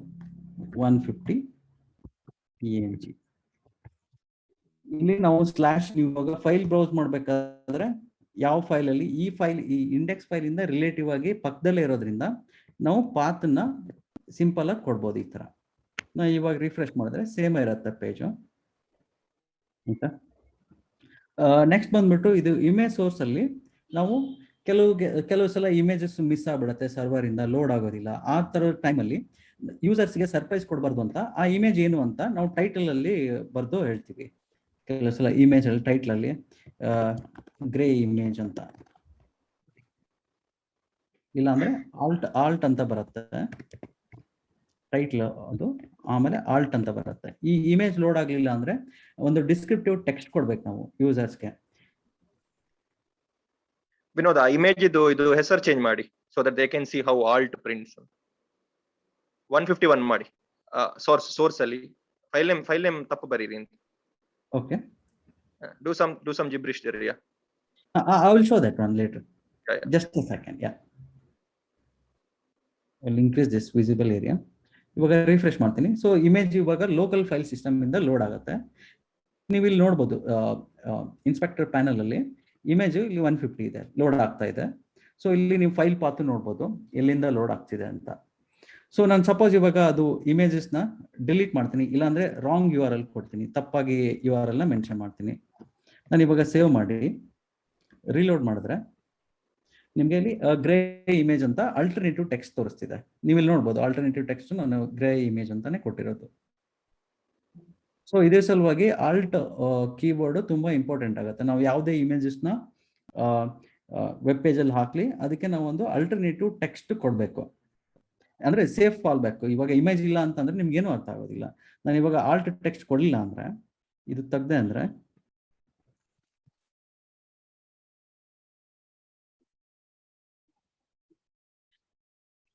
ಒಂದ್ ನಿಮಿಷ, ಟೈಟ್ಲ್ ಇದೆ, ಫಾಲ್ ಬ್ಯಾಕ್ ಆಗಿ ಟೈಟ್ಲ್ ತಗೊಳುತ್ತೆ. ನಾನು ಇಮೇಜ್ ಅಲ್ಲಿ ಇದು ಕೊಟ್ಟು ಜಸ್ಟ್ ಕೊಟ್ಟರೆ ನಿಮ್ಗೆ ಅದು ಬ್ಲಾಂಕ್ ಆಗಿ ಬರುತ್ತೆ. ಬೇರೆಯವ್ರಿಗೆ ನೋಡೋರ್ಗೆ ಅರ್ಥನೇ ಆಗೋದಿಲ್ಲ ಇಮೇಜ್ ಲೋಡ್ ಆಗ್ಲಿಲ್ಲ ಅಂತಂದ್ರೆ. ಸೊ ಇದು ಒಂಥರ ಫಾಲ್ ಬ್ಯಾಕ್ ಇದ್ದಂಗೆ. ಇಮೇಜ್ ಲೋಡ್ ಆಗ್ಲಿಲ್ಲ ಅಂದ್ರೆ ನಾವು ಟೆಕ್ಸ್ಟ್ ಅಲ್ಲಿ ಹೇಳುವಂತದಕ್ಕೆ ಆಲ್ಟ್ ಟ್ಯಾಗ್ ಕೊಡ್ತೀವಿ. So let's restore it back. So ನನ್ನೊಂದು ಡೌಟ್ ಇದೆ. ಹೇಳಿ. So basically title and alt ಎರಡು ಅಟ್ರಿಬ್ಯೂಟ್ ಒಂದೇ ತರ ಕೆಲಸ ಮಾಡುತ್ತೆ? ಇಲ್ಲ, ಆಲ್ಟ್ ನಿಮ್ಗೆ ಆನ್ ಓವರ್ ಮಾಡಿದಾಗ ಡಿಸ್ಕ್ರಿಪ್ಷನ್ ಕೊಡೋದಿಲ್ಲ. ನಾನು ಇವಾಗ ಟೈಟ್ಲ್ ಏನಂತಂದ್ರೆ, ಇವಾಗ ಆ ಎಲಿಮೆಂಟ್ ಮೇಲೆ ನಾನು ಕರ್ಸರ್ನ ಆನ್ ಓವರ್ ಮಾಡಿದ್ರೆ 2 ಸೆಕೆಂಡ್ ಹಿಡ್ಕೊಂಡ್ರೆ ನಿಮಗೆ ಇಲ್ಲಿ ಗ್ರೇಟ್ ಇಮೇಜ್ ಅಂತ ಬರ್ತಾ ಇದೆ. ಅದು ಟೈಟ್ಲ್ ಇಂದ ಬರ್ತಾ ಇದೆ, ಆಲ್ಟ್ ಇಂದ ಬರ್ತಿಲ್ಲ. ನಾನು ಇವಾಗ ಟೈಟಲ್ ಡಿಲೀಟ್ ಮಾಡಿದ್ರೆ ಅದು ಹೋಗ್ಬಿಡತ್ತೆ. See, alternative tag predominantly ನೀವು ಯೂಸ್ ಮಾಡ್ತಿರೋದು ಇಮೇಜ್ ಗೆ ಮಾತ್ರ, ಇಮೇಜ್ ಗೆ. ಸೊ ಇಮೇಜ್ ಗೆ ಎರಡು ಅಟ್ರಿಬ್ಯೂಟ್ಸ್ ಪ್ರಿಡಾಮಿನೆಂಟ್ಲಿ ಯೂಸ್ ಮಾಡೋದು. ಒಂದು ಸೋರ್ಸ್ ಅಂತ ಹೇಳಿದ್ರೆ relative path to that particular image. Basically ಆ ಇಮೇಜ್ ಎಲ್ಲಿಂದ ಲೋಡ್ ಮಾಡ್ತಿರ್ತೀರಿ ಅಂತ. ಇನ್ ಕೇಸ್ ಆ ಇಮೇಜ್ ಲೋಡ್ ಆಗದಿದ್ರೆ, ಎಲ್ಸ್ ಕಂಡೀಷನ್ ಅಲ್ಲಿ ಇನ್ ಕೇಸ್ ಅದಾಗ್ಲಿಲ್ಲ ಅಂತಿದ್ರೆ ಆಲ್ಟರ್ನೇಟಿವ್ ತಗೊಳುತ್ತೆ. ಆಲ್ಟ್ ಅಂತ ಹೇಳಿದ್ರೆ ಆಲ್ಟರ್ನೇಟಿವ್, ದಟ್ ಮೀನ್ಸ್ ಇಮೇಜ್ ಇಲ್ಲ ಅಂತಿದ್ರೆ ತಗೊಳ್ತದೆ ಅಂತ. But title is a default for any tags. ಅವರು ಟೈಟಲ್ ಟ್ಯಾಗ್ ಅಂತ ಇನ್ನೊಂದು ಆಂಕರ್ ಟ್ಯಾಗ್ ಇನ್ನೊಂದು ಎಲಿಮೆಂಟ್ ಅಲ್ಲಿ ಕೂಡ ಹಾಕಿದ್ರು ಟೈಟಲ್ ಟ್ಯಾಗ್ ಅಂತ. ಅದೇನಾಗುತ್ತೆ, ನೀವು ಅಲ್ಲಿ ಮೌಸ್ ಇಟ್ಟಾಗ, ಹವರ್ ಅಂತ ಹೇಳಿದ್ರೆ ಮೌಸ್ ಇಡುದು, ಮೌಸ್ ಇಟ್ಟಾಗ it will give a description ಅದು ಏನು ಅಂತ. For that title is used. Clear ಅಲ್ಲ ಅನಂತ್?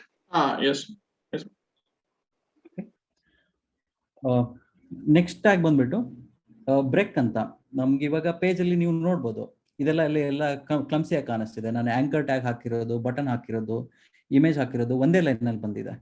ಸೊ ನಾನು ಇವಾಗ ಅದನ್ನ ನೆಕ್ಸ್ಟ್ ಲೈನ್ ಅಲ್ಲಿ ಮಾಡ್ಬೇಕು ಅಂದ್ರೆ ಬ್ರೇಕ್ ಟ್ಯಾಗ್ ಹಾಕ್ಬೇಕು. ಆಮೇಲೆ ನೀವು ಅಬ್ಸರ್ವ್ ಮಾಡಿರ್ಬೋದು, ಇವಾಗ ಇದು H1 ಇದ್ರ ಪಕ್ಕ ಇದರಲ್ಲಿ ಬಂದಿಲ್ಲ. ಕೆಲವೊಂದು ಸ್ಟೈಲಿಂಗಿಗೆ ಬ್ಲಾಕ್ ಎಲಿಮೆಂಟ್ಸ್ ಅಂತ ಕರಿತೀವಿ. ಅಂದ್ರೆ ನಮ್ಮ ಬ್ರೌಸರ್ದು ಫುಲ್ ವಿಡ್ತ್ ತಗೊಳತ್ತೆ. ನೀವು ಇಲ್ಲಿ ಆರೆಂಜ್ ಮತ್ತೆ ಬ್ಲೂದು ಲೈನ್ಸ್ ನೋಡ್ಬೋದು. ಈ ಕಡೆ ಬ್ರೌಸರ್ ಇಂದ ಆ ಕಡೆ ಎಂಡ್ ವರ್ಗು ಫುಲ್ ವಿಡ್ತ್ ತಗೊಳತ್ತೆ. ಅದೇ ನೀವು ಪ್ಯಾರಾಗ್ರಾಫ್ ನೋಡ್ಬೋದು, paragraph block elements. Anchor tag block element ಅಲ್ಲ, ಇದು ಇನ್ಲೈನ್ ಎಲಿಮೆಂಟ್. ಅಂದ್ರೆ ಇದಕ್ಕೆ ಬೈ ಡಿಫಾಲ್ಟ್ ವಿಡ್ತ್ ಇರೋದಿಲ್ಲ. ಸೊ ನಮ್ಗೆ ಅದಕ್ಕೆ ಅದು ಚಿಕ್ಕ ಸ್ಪೇಸ್ ತಗೊಂತಾ ಇದೆ. ಸಿಮಿಲರ್ಲಿ ಬಟನ್ ಆಲ್ಸೋ, ಬಟನ್ ಅದು ವಿಡ್ತ್ ನೋಡ್ಬೋದು ನೀವು, ಚಿಕ್ತಿದೆ. ಇಮೇಜದ್ದು ಅಷ್ಟೇ.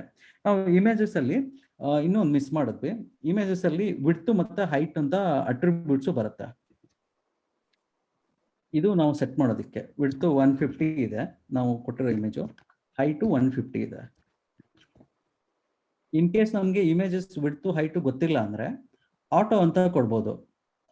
ಇಮೇಜ್ ಫೈಲು ಬ್ರೌಸರ್ ರಿಸೀವ್ ಮಾಡತ್ತಲ್ಲ, ಅದ್ರ ಬೇಸ್ಡು ಅದ್ರ ಸೈಜ್ ನ ಕ್ಯಾಲ್ಕುಲೇಟ್ ಮಾಡಿ ಅದೇ ರೆಂಡರ್ ಮಾಡುತ್ತೆ. ಸಪೋಸ್ ನಾನು ಇವಾಗ ಇದನ್ನ ಚೇಂಜ್ ಮಾಡ್ತೀನಿ, I will make it 200, I will make this, ಇದನ್ನ 250 ಅಂತ ಮಾಡ್ತೀನಿ. ಇವಾಗ ನಿಮಗೆ ಇಮೇಜ್ ಸ್ಕ್ಯೂ ಆಗಿರೋ ಫಾರ್ಮೆಟ್ ಅಲ್ಲಿ ಕಾಣಿಸುತ್ತೆ, ಅಬ್ಸರ್ವ್ ಮಾಡ್ಬೋದು. ಸೊ ನನಗೆ ಇವಾಗ ಇಮೇಜ್ ವಿಡ್ತ್ ಅಂಡ್ ಹೈಟ್ ಗೊತ್ತಿಲ್ಲ ಅಂತಂದ್ರೆ ನಾನು ಅದ್ರ ಬದಲು ಆಟೋ ಅಂತ ಕೊಟ್ಬಿಡ್ಬೋದು.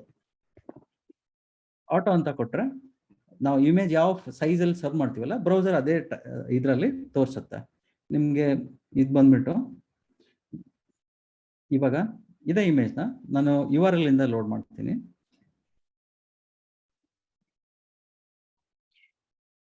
Sorry, 1 second. URL ಅಲ್ಲಿ 150 ಬದಲಿ ನಾನು 500 ಸೈಜ್ ಇರೋ ಇಮೇಜ್ ಲೋಡ್ ಮಾಡ್ತೀನಿ. ಸೊ ನಮ್ಗೆ ಇವಾಗ ಹೈಟು ಬಿಡ್ತು ಗೊತ್ತಿಲ್ಲ, ಬಟ್ ಅದು 500 × 500 ಅಲ್ಲಿ ಆಟೋಮೆಟಿಕಲ್ ಲೋಡ್ ಆಗುತ್ತೆ. ನಾವು ಇಮೇಜ್ ಎಲಿಮೆಂಟ್ ಮೇಲೆ ಮೌಸ್ ಇಟ್ಟರೆ ಇಲ್ಲಿ ನಿಮಗೆ ಇಮೇಜ್ 5 × 500 × 500 ಅಂತ ಅದರದ್ದು ಡೈಮೆನ್ಷನ್ಸ್ ಎಲ್ಲ ತೋರಿಸುತ್ತೆ. ಸೊ ಇದು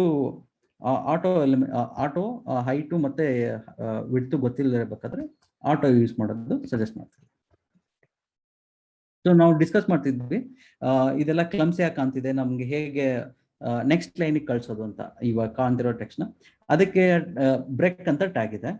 ನಾವು ಆಂಕರ್ ಲಿಂಕ್ ಆದ್ಮೇಲೆ ಬ್ರೇಕ್ ಟ್ಯಾಗ್ ಹಾಕೋಣ. ಬ್ರೇಕ್ದು ಸಿಂಟ್ಯಾಕ್ಸ್ ಬಂದ್ಬಿಟ್ಟು ಬ್ರಾಕೆಟ್ ಓಪನ್ ಮಾಡಿ BR ಕ್ಲೋಸಿಂಗ್ ಬೇಕಿದ್ರೆ ನೀವು ಕ್ಲೋಸ್ ಈ ಥರನೂ ಮಾಡ್ಬೋದು. ಬಟ್ ನೀವು ರಿಯಾಕ್ಟಲ್ಲಿ ವರ್ಕ್ ಮಾಡ್ತಿದ್ರೆ ಬ್ರೇಕ್ ಆದ್ಮೇಲೆ ನೀವು ಈ ಥರ ಕ್ಲೋಸ್ ಮಾಡಲೇಬೇಕಾಗತ್ತೆ. ಸೊ ನಾವು ಇದನ್ನೇ ಪ್ರಿಫರ್ ಮಾಡೋಣ. ಒಂದೇ ಲೈನಲ್ಲೇ ಓಪನ್ ಮತ್ತೆ ಕ್ಲೋಸ್ ಬ್ರೇಕ್. ಅದಕ್ಕೆ ಸೆಲ್ಫ್ ಕ್ಲೋಸಿಂಗ್ ಟ್ಯಾಗ್ ಅಂತ ಹೇಳ್ತಾರೆ, ಸೆಲ್ಫ್ ಕ್ಲೋಸಿಂಗ್ ಟ್ಯಾಗ್ ಅಂತಾನು ಕರೀತಾರೆ ಅದಕ್ಕೆ. ಸೊ ಇಲ್ಲಿ ಏನಂತ ಹೇಳಿದ್ರೆ ಸಪರೇಟ್ ಆಗಿ ನೀವು ಕ್ಲೋಸ್ ಮಾಡ್ತೀವಿ. ಈಗ ಫಾರ್ ಎಕ್ಸಾಂಪಲ್ ಪ್ಯಾರಾಗ್ರಾಫ್ ಟ್ಯಾಗ್ ಅನ್ನು ಕನ್ಸಿಡರ್ ಮಾಡಿ ಒಮ್ಮೆ ಜಸ್ಟ್ ಒಂದು ನೋಡ್ಬೇಕು ಅಂತಿದ್ರೆ, ಪ್ಯಾರಾಗ್ರಾಫ್ ಟ್ಯಾಗ್ ಅಲ್ಲಿ ನೀವು ಒಮ್ಮೆ ಎಡಿಟರ್ಗೆ ಹೋಗ್ತೀರಾ ವಿನೋದ್? ಜಸ್ಟ್ ಪ್ಯಾರಾಗ್ರಾಫ್ ಟ್ಯಾಗ್ ನೋಡಿ, ಪಿ ಟ್ಯಾಗ್ ಆದ ನಂತರ there is a separate gap ಇಟ್ಟ ನಂತರ ಮತ್ತೆ ಕ್ಲೋಸ್ ಆಗ್ತಾ ಇದೆ. Okay, so that is opening tag and closing tag. So BR tag ನೋಡಿ ಅಲ್ಲೇ ಕ್ಲೋಸ್ ಮಾಡ್ತಿದ್ದೇವೆ. ನಿಮ್ಗೆ ಅದನ್ನು ಕೂಡ P ಟ್ಯಾಗ್ ತರನೇ ಬರೀಬಹುದು, ಬಟ್ BR ಒಳಗೆ ಯಾವುದೇ ಕಂಟೆಂಟ್ ಇಲ್ಲದ ಕಾರಣ, since there is no content, it can be a self closing tag. So self closing tags ಯಾಕೆ ಯೂಸ್ ಮಾಡ್ತಾರೆ ಅಂತ ಹೇಳಿದ್ರೆ, whenever there is no element or content inside the tag. Okay, so for that we use BR tag. So ಅದರ difference ಈಗ ಅವರು ತೋರಿಸ್ತಾರೆ, ಏನ್ difference ಬಂದಿರುತ್ತೆ ಅಂತ. ಡಿಫರೆನ್ಸ್ ಬಂದ್ಬಿಟ್ಟು ನೀವು ಅಬ್ಸರ್ವ್ ಮಾಡ್ಬೋದು, google.com ಆಂಕರ್ ಲಿಂಕ್ ಫುಲ್ ಒಂದ್ ಸ್ಪೇಸ್ ಅಲ್ಲಿ ಇದೆ. ನೆಕ್ಸ್ಟ್ ಲೈನ್ಗೆ ನಮ್ದು ಬಟನ್ ಲಿಂಕ್ ಕೆಳಗಡೆ ಹೋಗಿದೆ. ಸೊ ನಾವು ಇವಾಗ ಇದು 3 ಎಲಿಮೆಂಟ್ ನ BR ಟ್ಯಾಗ್ ಹಾಕಿ ಈ ವೆಬ್ ಪೇಜ್ ನ ಫಿಕ್ಸ್ ಮಾಡೋಣ.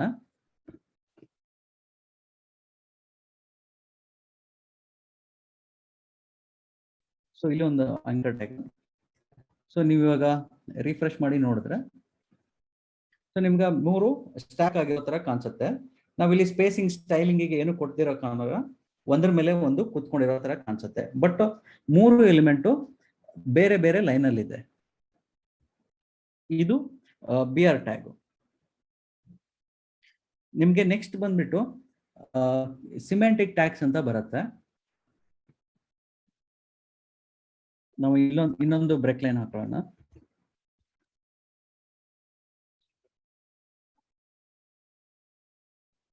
ನೆಕ್ಸ್ಟ್ ಇನ್ನೊಂದು ಜನರಿಕ್ ಟ್ಯಾಗ್ ಡಿಸ್ಕಸ್ ಮಾಡ್ಬಿಡೋಣ. ನೀವು ತುಂಬಾ ವೈಡ್ಲಿ ಯೂಸ್ ಮಾಡ್ತೀರಾ ನಿಮ್ಮ ಪೇಜ್ ಅಲ್ಲಿ. ಅದು ಬಂದ್ಬಿಟ್ಟು div ಅಂತ. div ಟ್ಯಾಗ್ ಇದೇನ್ ಮಾಡತ್ತಂದ್ರೆ ನಿಮ್ಗೆ ಯಾವುದೇ ಮೀನಿಂಗ್ಫುಲ್ ಅಂದ್ರೆ ಬ್ರೌಸರ್ಗೆ ಯಾವುದೇ ಮೀನಿಂಗ್ಫುಲ್ ಇನ್ಫಾರ್ಮೇಶನ್ ಕೊಡೋದಿಲ್ಲ. ಇದು div ಟ್ಯಾಗ್ ಬಂದ್ಬಿಟ್ಟು ಬ್ಲಾಕ್ ಎಲಿಮೆಂಟ್ ಅಂದ್ರೆ ಬ್ರೌಸರ್ ಅಲ್ಲಿ ಫುಲ್ ವಿಡ್ತ್ ತಗೊಳತ್ತೆ. ನಾವಿಲ್ಲಿ ಏನ್ ಬೇಕಾದ್ರೂ ಬರಿಬಹುದು, ಇಲ್ಲ ಬೇರೆ ನೆಕ್ಸ್ಟಿಂಗ್ ಬೇರೆ ಟ್ಯಾಗ್ನು ಇದೆಲ್ಲ ಹಾಕ್ಬೋದು. ಸಪೋಸ್ ನಾನು ಇವಾಗ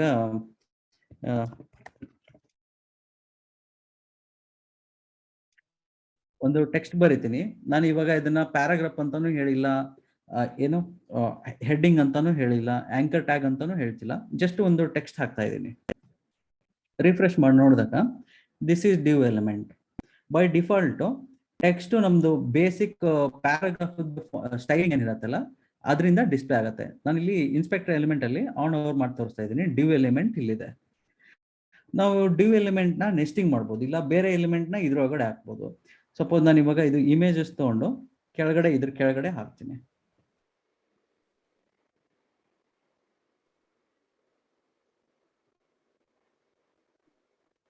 ಸೊ ಇದು ಇದ್ರ ಕೆಳಗಡೆ ಇಲ್ಲೇ ಬರುತ್ತೆ. ಸೊ ಇಲ್ಲಿ BR ಟ್ಯಾಗ್ ಮಿಸ್ಸಿಂಗ್ ಆಗಿದೆ. ಒಂದು ನಿಮಿಷ ಇದಕ್ಕೆ ಕೆಳಗಡೆ ಹಾಕೋಣ. So it looks good.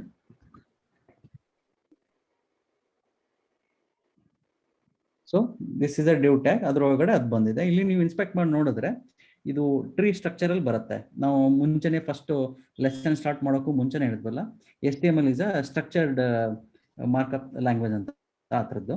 So ಇಲ್ಲಿ ಫಸ್ಟ್ ಪೇರೆಂಟ್ ಎಲಿಮೆಂಟ್ ಇದೆ, ಅದ್ರ ಒಳಗಡೆ ನಾವು ಬರೆದಿರೋ ಟೆಕ್ಸ್ಟ್ ಇದೆ, ಆಮೇಲೆ ಬ್ರೇಕ್ ಎಲಿಮೆಂಟ್ ಇದೆ, ಇಮೇಜ್ ಇದೆ. ಇದೇ ತರ ನೀವು ನೆಸ್ಟಿಂಗು ಮಾಡ್ಕೋಬಹುದು. ಈ ಪೇರೆಂಟ್ ಎಲಿಮೆಂಟ್ ಒಳಗಡೆ ನಾವು ಇನ್ನೊಂದು div ಎಲಿಮೆಂಟ್ ಹಾಕಿ ಅದರಲ್ಲೂ ಕಂಟೆಂಟು ಇಲ್ಲ ಪ್ಯಾರಾಗ್ರಾಫ್ ಏನ್ ಬೇಕಾದ್ರೂ ಹಾಕೋಬಹುದು. Okay, just a side note on div tag ಆಯ್ತಾ. 99% of the front end developers application ಅಲ್ಲಿ div tags ಯೂಸ್ ಮಾಡ್ತೇವೆ. ಬೇರೆ ಯಾವುದೇ ಟ್ಯಾಗ್ಸ್ ಯೂಸ್ ಮಾಡಿಲ್ಲ ಅಂದ್ರೂ ನಡೀತದೆ. ಪ್ರೊಫೆಷನಲ್ ವೆಬ್ಸೈಟ್ ಅಲ್ಲಿ ನಿಮ್ಗೆ ಲೇಔಟಿಂಗ್ಸ್ ಅದೆಲ್ಲ will come back to all those things later. 99% ಒಂದು ಹೆಡ್ಸ್ ಅಪ್ ಬರ್ದಿಟ್ಕೊಳ್ಳಿ ಎಲ್ಲಿಯಾದ್ರೂ. div tag is a most, ಇನ್ನೊಂದು ಬರ್ತದೆ ಸ್ಪ್ಯಾನ್ ಟ್ಯಾಗ್ ಅಂತ, he will discuss. ಅದಕ್ಕಿಂತ ಮುಂಚೆ div tag is the most used HTML element when you are building websites. ನೆನಪಿಟ್ಕೊಳ್ಳಿ, ಯಾಕಂದ್ರೆ group ಮಾಡ್ಲಿಕ್ಕೋಸ್ಕರ ಒಂದು ಗ್ರೂಪ್ ಮಾಡ್ಲಿಕ್ಕೋಸ್ಕರ ಹೆವಿಲಿ ಯೂಸ್ ಆಗುವಂತಂದು ಈ div tag. div tag ಒಳಗೆ you can put any elements and ಆ ಪರ್ಟಿಕ್ಯುಲರ್ div tag ಗೆ ಸ್ಟೈಲ್ ಮಾಡುವಾಗ ಅದ್ರ ಒಳಗಿರುವಂತ ಎಲ್ಲ ಎಲಿಮೆಂಟ್ಸ್ಗೂ ಸ್ಟೈಲ್ ಆಗುತ್ತೆ. Okay, so if you want few elements to be grouped together, div tag use ಮಾಡ್ತಾರೆ. Okay, heavily used, just make a note of it and let's continue. ಮನೆಯವರು ಹೇಳ್ತಾರ ಗ್ರೂಪಿಂಗ್ ಮಾಡೋದಕ್ಕೆ ಮೋಸ್ಟ್ಲಿ div tag ಯೂಸ್ ಮಾಡೋದು. ಆಮೇಲೆ layout structure ಮಾಡ್ಕೊಳ್ಳೋದಕ್ಕೆ ನಿಮ್ಗೆ future lessons ಅಲ್ಲಿ ಗೊತ್ತಾಗುತ್ತೆ. ವೆಬ್ ಪೇಜ್ ಅಲ್ಲಿ ನೀವು ಯಾವ ತರ ಲೇಔಟ್ ಹಾಕಬೇಕು, ಅದು ಯಾವ ತರ ಸ್ಟ್ರಕ್ಚರ್ ಆಗಿ ಮಾಡ್ಕೊಂಡು ಬರಿಬೇಕು ಅನ್ನೋದನ್ನ div ಇಂದ ಕಲಿತೀವಿ. ಸೊ ಅವ್ರು ಮೆನ್ಷನ್ ಮಾಡಿರೋ ತರ ಸ್ಪ್ಯಾನ್ ಟ್ಯಾಗ್ ಇದೆ. ಸ್ಪ್ಯಾನ್ ಟ್ಯಾಗ್ ಬಂದ್ಬಿಟ್ಟು ಅದನ್ನು ಇನ್ಲೈನ್ ಎಲಿಮೆಂಟ್, ಅದಕ್ಕೂ ಬೈ ಡಿಫಾಲ್ಟ್ ಬ್ರೌಸರ್ ವಿಡ್ತ್ ತಗೊಳ್ಳೋದಿಲ್ಲ. ಸೊ ನಾವು ಇದೇ ದಿಸ್ ಇಸ್ div ಎಲಿಮೆಂಟ್ ಇದೆಲ್ಲ, ನಾವು ಇದನ್ನ ಸ್ಪ್ಯಾನ್ ಟ್ಯಾಗ್ ಅಲ್ಲೇ ಹಾಕೋಣ.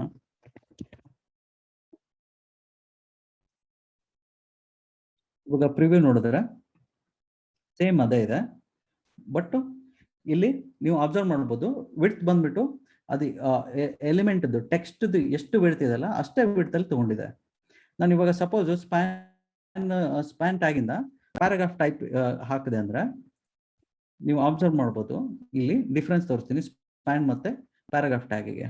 ಸೊ ಪ್ಯಾರಾಗ್ರಾಫ್ ಟ್ಯಾಗಿಗೆ ಡಿಫಾಲ್ಟ್ ಸ್ಟೈಲಿಂಗ್ ಇದೆ, ಇದು div ಎಲಿಮೆಂಟ್ ಒಳಗಡೆ ಪ್ಯಾರಾಗ್ರಾಫ್ ಹಾಕಿದೀವಲ್ಲ. ಸೊ ನೀವು ಅಬ್ಸರ್ವ್ ಮಾಡ್ಬೋದು ಇದ್ರದ್ದು ವಿಡ್ತ್ ಬಂದ್ಬಿಟ್ಟು ಫುಲ್ ಇದೆ. ಈ ಕಡೆ ಬ್ರೌಸರ್ ಇಂದ ಇಟ್ಕೊಂಡು ಆ ಕಡೆ ಬ್ರೌಸರ್ ವರೆಗೂ ವಿಡ್ತ್ ತಗೊಂತಿದೆ.